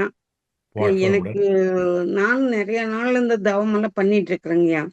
ஆனா நான் ஒரு இதுல நீங்க சொன்ன மாதிரி நரி மாதிரி மாறிட்டேங்கய்யா. ஒரு கொஞ்சம் காசு வச்சிருந்தேன். என் பேத்தி கொடுங்கம்மா நான் வட்டி வாங்கி தர்றேன்னு வாங்கி கொடுத்துட்டாங்கய்யா. கொடுத்துட்டு இப்ப அவரு வந்து ஒரு நிறுத்திட்டாரு. ரொம்பமா எதையுமே கொடுக்காம நிறுத்திட்டாருங்கய்யா. இப்ப சூசைட் அட்டன் பண்ணிட்டாருங்கய்யா. கொஞ்சம் அமௌண்ட் கொஞ்சம் ஜாஸ்தியா தான் ஒரு 25 பக்கமா கொடுத்துருங்கய்யா. நான் வந்து இந்த இவ்வளவு மனதை தெரிஞ்சு இவ்வளவு பேராசிரியர் பேச்சையும் கேட்டுமே நான் இப்படி ஆசைப்பட்ட மாதிரி பண்ணிட்டுனா அப்படின்னு எனக்கு தூக்கம் வர மாட்டேங்குதுங்கய்யா. இல்ல இது எல்லாமே பாத்தீங்கன்னா ஏதோ ஒரு காரணங்கள்ல அது காரண காரியம் இல்லாம எதுவும் நடக்காதுங்க. ஏன்னா இந்த இயற்கையில அதுதான் இயற்கை நியதி, லா ஆஃப் நேச்சர். இது வந்து அது சரியா நடத்திட்டு இருக்கு. இயற்கை வந்து சரியா நடத்திட்டு இருக்கு. எல்லாரும் பாருங்க, மகரிஷி அதான் சொல்றாங்க, பிழையின்றி தீர்ப்பளிக்க பிறந்தோர் யார் இந்த பேருலகில். மகரிஷி சொல்றாருங்க இல்லையா? என்ன சொல்றாங்க, we are only puppets in the hands of God அப்படின்னு. ஸோ காந்தி என்ன சொல்றாங்க, there is an unalterable law.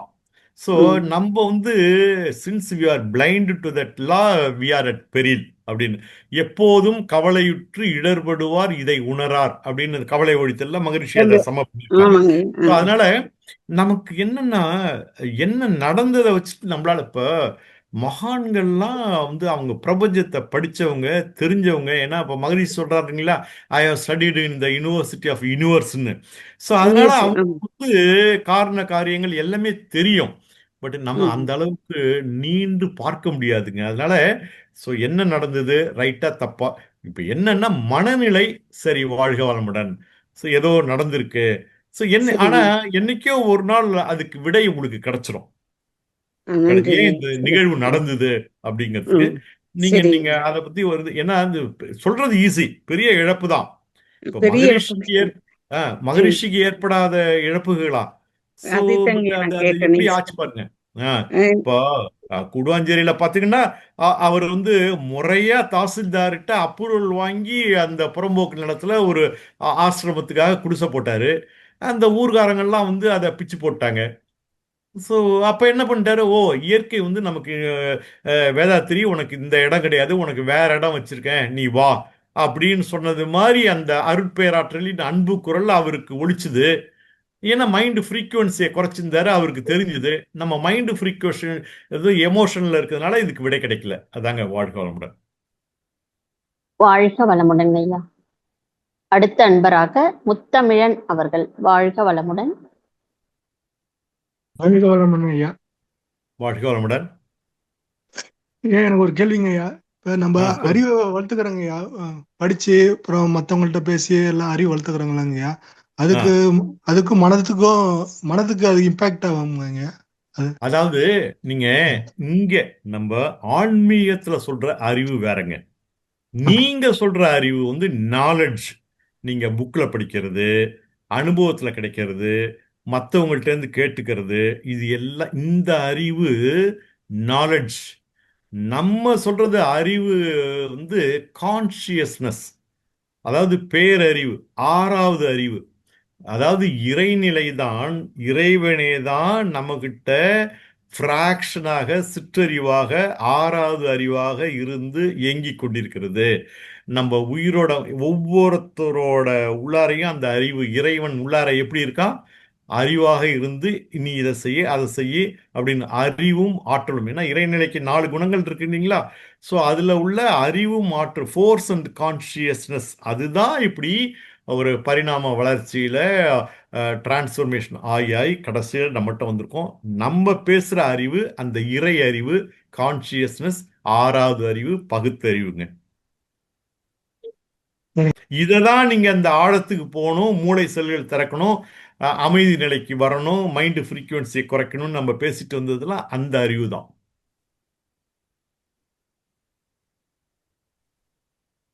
வாழ்க வளமுடன். திருமலர் சொல்லியிருக்காருங்களா, எல்லா அறிவும் அறிந்தும் வந்து லாபம் ஒன்றும் இங்கு இல்லை அப்படின்னு. இந்த அறிவை தான் சொல்றாங்க. நன்றிகள் ஐயா. வாழ்க வளமுடன். ஐயா அவர்களை தொடர்ந்து சங்கு அவர்கள். வாழ்க வளமுடன். வாழ்க வளமுடன் ஐயா. Is it audible? வாழ்க வளமுடன் ஐயா. உடல் மனம், எஸ் வாழ்க வளமுடன் ஐயா. உடல் மனம், இன்னொன்னு வந்து சொல்லிருந்தீங்க பாடி. அதுல வந்து பாடி மைண்ட் சோல். மனம் என்றது வந்து உயிர் என்றது வந்து சோல்னு ரெஃபர் பண்றீங்களா? How you coin the word? அதாவது உடல், உயிர், மனம். சொல்லுங்க. அதாவது சாதாரணமா ஏன்னா நீங்க எந்த நிலையில இருக்கீங்க மனவளக்கலையில? ஐயா என்ன நிலைன்னா என்ன பயிற்சியில இருந்து கேக்குறீங்களா? என்ன பயிற்சியில இருந்து கேக்குறீங்களா? லெவல் 1ங்க. அருள்நதிக்கு அப்புறமா இருக்கிற ஏபிடி லெவல் 2 லெவல் 5. அதாவது சோல், அதாவது ஆன்மா, ரைட்டுங்களா?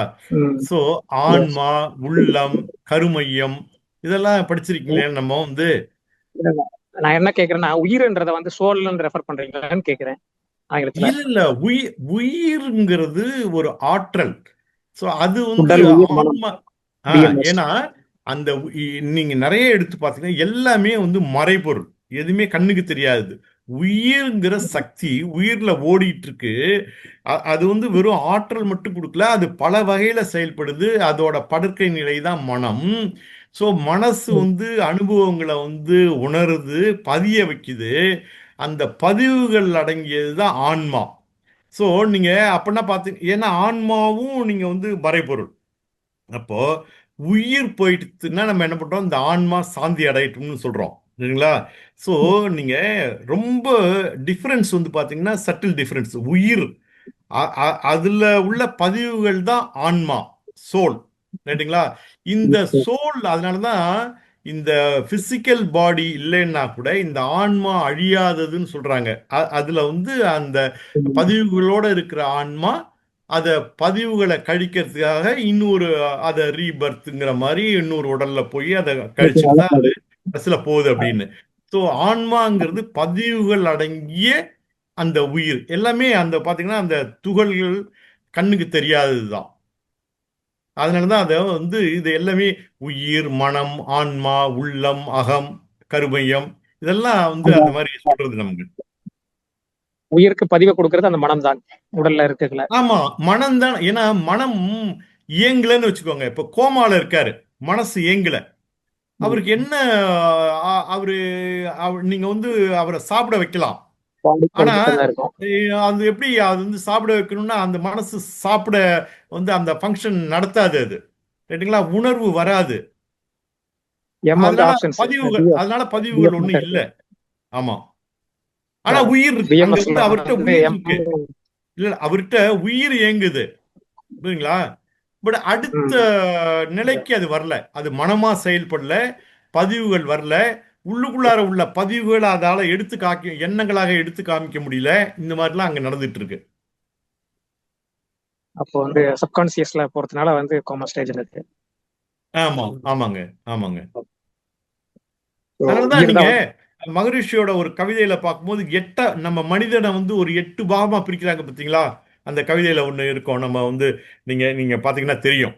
ஸோ அது வந்து அந்த அந்த அந்த மனம்ங்கிறது வந்து சிறப்பு நம்ம இதுல. வாழ்க வளமுடன். வாழ்க வளமுடன் ஐயா. நிறைவான அன்பராக லக்ஷ்மணன் காந்திமதி அவர்கள். வாழ்க வளமுடன். வாழ்க வளமுடன். உடன்மா நன்றிங்கம்மா. வாழ்க வளமுடன் ஐயா. வாழ்க வளமுடன். வாழ்க வளமுடன். வாழ்க வளமுடன். உரை ரொம்ப சிறப்பாக இருந்ததுங்க. கேள்வி பதிலும் ரொம்ப சிறப்பாக இருந்தது. ஏன் ஒரு இப்போ வந்து குடும்ப உறவுகளில் வந்து ஒருத்தவங்களுக்கு தேவையான விஷயங்களா இருக்கும். அதாவது தேவையான விஷயம்னா அது இப்போ நம்ம வந்து ஒரு ஒரு சரி பணமாக இருக்கட்டுங்களேன், ஏதோ ஒரு அவங்களுக்கு தேவை இருக்கு, நம்ம வந்து இந்த நேரத்தில் இப்படி செய்ய வேண்டாம் அப்படின்னு நம்ம ஒரு அதை சொல்றப்ப அவங்களுக்கு வந்து என்னடா இப்படி சொல்றோமே அப்படிங்கிறது வந்து அவங்களுக்கு மன வருத்த எல்லை படுறாங்க இல்லையா? அப்போ வந்து அந்த வினைகள் வந்து நம்மளுக்கு வந்து வினையா வந்து நம்மளுக்கு இது பண்ணுமா, இல்ல நல்லதுக்கு தான் நம்ம சொல்றோம் இப்ப வேண்டாம் நம்ம அப்புறம் பண்ணிக்கலாம் அப்படிங்கிற ஒரு சொல்லக்கூடிய விஷயத்த ஒரு சாதாரண விஷயம்தான். அப்போ அந்த கான்ட்ரவர்சி அங்க வரப்ப மனசு சம்பந்தப்பட்ட அவங்களுக்கா இருக்கட்டும் நம்மளுக்கா இருக்கட்டும் இந்த ஒரு சின்ன விஷயங்கள் வந்து வேறுபாடுகள் இருக்கப்ப மனசுல கவலைகள் வரப்ப என்னடா அது இப்படி ஆகுது, நம்ம சொல்றோம் அவங்க கேட்கல, அவங்களுக்கு அது சரியா இருக்கு நம்மளுக்கு இது சரியா இருக்கு அப்படின்றப்ப இந்த ஒரு கான்ட்ரவர்சியில நடக்கக்கூடிய அந்த சூழ்நிலையை வந்து ஒரு மனநிலை எண்ணம் மாறாம இருக்கிறதுக்கு எப்படிங்க அந்த இதை இது வந்து எல்லா நிலையில உள்ளவங்களுக்கும் இது வந்து மனித இயல்பு. ஒவ்வொரு குடும்பமும் அதுல இது நடந்துட்டு தான் இருக்கும். அதனாலதான் குடும்பம் ஒரு பல்கலைக்கழகம் அப்படின்னு சொல்லியிருக்காங்க இல்லைங்களா? ஸோ நம்ம மகரிஷி என்ன சொல்லியிருக்காங்கன்னா, நீங்க குடும்பத்துல கத்துக்காதது வெளியில போய் எங்கேயும் நீங்க கத்துக்க முடியாது. இங்க தான் நமக்கு வந்து ஒரு இன்ஸ்டிடியூஷன் அது குடும்பத்துல. இப்போ இது பார்த்தீங்கன்னா, நீங்க வந்து பார்த்தீங்கன்னா எண்ணங்கள் எதனால வருது? தேவை அடிப்படை வருது. தேவையில வந்து பார்த்தீங்கன்னா நிறைய வேரியேஷன் வரும். இப்போ ஒரு ஒரு வந்து மகரிஷி என்ன மாதிரி அதில் சொல்லியிருப்பாங்க இல்லைங்களா? இப்போ தேவைகள் வந்து எனக்கு இப்போ வீட்டில் வந்து ஒரு ஏசி வாங்கணும் அப்படின்னு ஒரு முடிவு வச்சுருக்கோம். இந்த ஏசியில் வந்து நான் ஒரு பிராண்டை சொல்லுவேன். இப்போ எங்கள் பையங்க ஒரு பிராண்டு, இல்லாட்டா ஒய்ஃப் ஒரு பிராண்டு இதை சொல்கிறாங்க. ஸோ இப்போ என்னென்னா இதில் ஃப்ரிக்ஷன் வரும். ஏன்னா நம்ம ஒரு அறிவு நிலையில் ஒரு எக்ஸ்பெரிமெண்ட் பண்ணி நம்ம ஒரு வச்சுருப்போம். அவங்க ஒரு சோர்ஸில் வச்சுருப்பாங்க. இதில் யார் correct, who is best, who is இது நாட் பெஸ்ட்டுங்கிறதுலாம் வைக்க முடியாதுங்க. ஏன்னா இது ஆரம்பத்தில் கொஞ்சம் நீங்கள் வந்து நான் சொல்கிறது தான் கேட்கணும் அப்படிங்கிற இயல்புலாம் இருக்கும் பேசிக்கலாக. ஸோ அதுலேருந்து கொஞ்சம் மாறி மாறி மாறி வர்றதுக்கு தான் இந்த மனவளக்கலை பயிற்சிகள். அது இல்லாமல் சிலதை வந்து நான் சொல்கிறத கேட்க மாட்டேங்கிறாங்க அப்படின்னு நம்ம ஒரு சில நேரத்தில் என்ன ஆகும்னா நம்ம பிடிவாதமாக அது வந்து ஒரு சண்டையிலையோ இதெல்லாம் முடியும். ஒரு நாள் 2 நாள் பேச்சுவார்த்தை இல்லாமல்லாம் இருக்கும். இதெல்லாம் மனஸ்தாபங்கள்லாம் இயற்கையாக வரும். ஆனால் இப்போ என்னென்னா, சரி நான் சொல்கிறது சொல்லிட்டேன், அதுக்கப்புறம் உன் இஷ்டம் அப்படிங்கிறது அடுத்த ஸ்டேஜ். இன்னும் கொஞ்ச நாளில் சரி அது ஏற்றுக்கிற வரலையும் அந்த கருத்து வேறுபாடுகள் அதை சரி பண்ணுற வரலையும் கொஞ்சம் பொறுமையாக இருந்துதாங்க நம்ம சரி பண்ணணும். இதுக்கு கொஞ்சம் அதை மனசு வந்து பயிற்சி வேணுங்க. ஏன்னா அந்த சுச்சுவேஷன் இந்த சுச்சுவேஷனில் இந்த மாதிரி வரும். ஸோ அவங்க சொல்கிறத நம்ம நிராகரித்தாலோ இல்லை நம்ம சொல்கிறத அவங்க கேட்காத போதோ நம்ம ரியாக்ட் பண்ணி என்ன பண்ண போகிறோம் அப்படிங்கிறது அது பக்குவம் வந்து கொஞ்சம் நாளாக தாங்க வரும். இது சாதாரணமாக இருக்கும். அட்லீஸ்ட் இப்போ நீங்கள் இதை வந்து ஒரு மனசில் வந்து இந்த மாதிரி ஒரு வந்துருத்துங்களா, அதுவே ஒரு பெரிய இப்போ இந்த நான் சொல்கிறது தான் அது அப்படிங்கிற ஒரு நிலையில இருந்து இந்த மாதிரி சூழ்நிலைகள் வருத அதை என்ன பண்ணுறதுங்கிற ஒரு தாட் உங்கள்கிட்ட வந்துட்டு இல்லைங்களா, இதுவே ஒரு பெரிய முன்னேற்றம் தாங்க. ஏன்னா நம்ம வந்து எத்தனை தலைமுறைகளாக உள்ள பதிவுகளோட நம்ம வந்திருக்கோம் இல்லைங்களா? ஸோ நம்ம அது வந்து அப்படிதானே அவ்வளோ சீக்கிரம் எத்தனை தலைமுறைகள் வந்தது ஒரே தலைமுறையில் போகிறது கஷ்டம் இல்லைங்களா? அது கொஞ்சம் கொஞ்சமாக பண்ணணுங்க. வாழ்க வளமுடன் ஐயா, மிக சிறப்பான பதில் ஐயா. வாழ்க வளமுடன். நிறைய அன்பர்கள் இன்றைய உங்களுடைய சிந்தனை உரைக்கு வாழ்த்துக்களையும் நன்றிகளையும் சேட் பாக்ஸில் பதிவிட்டு இருந்தாங்க ஐயா. சிந்தனையை நிறைவு செய்து கொள்ளலாங்களா ஐயா? நிகழ்ச்சி செய்யலாங்க. வாழ்க வளமுடன். மிக்க நன்றிகள் ஐயா, மிக சிறப்பு. வாழ்க வளமுடன். நம் கடமை அறவாழ்வின் நாட்டத்தே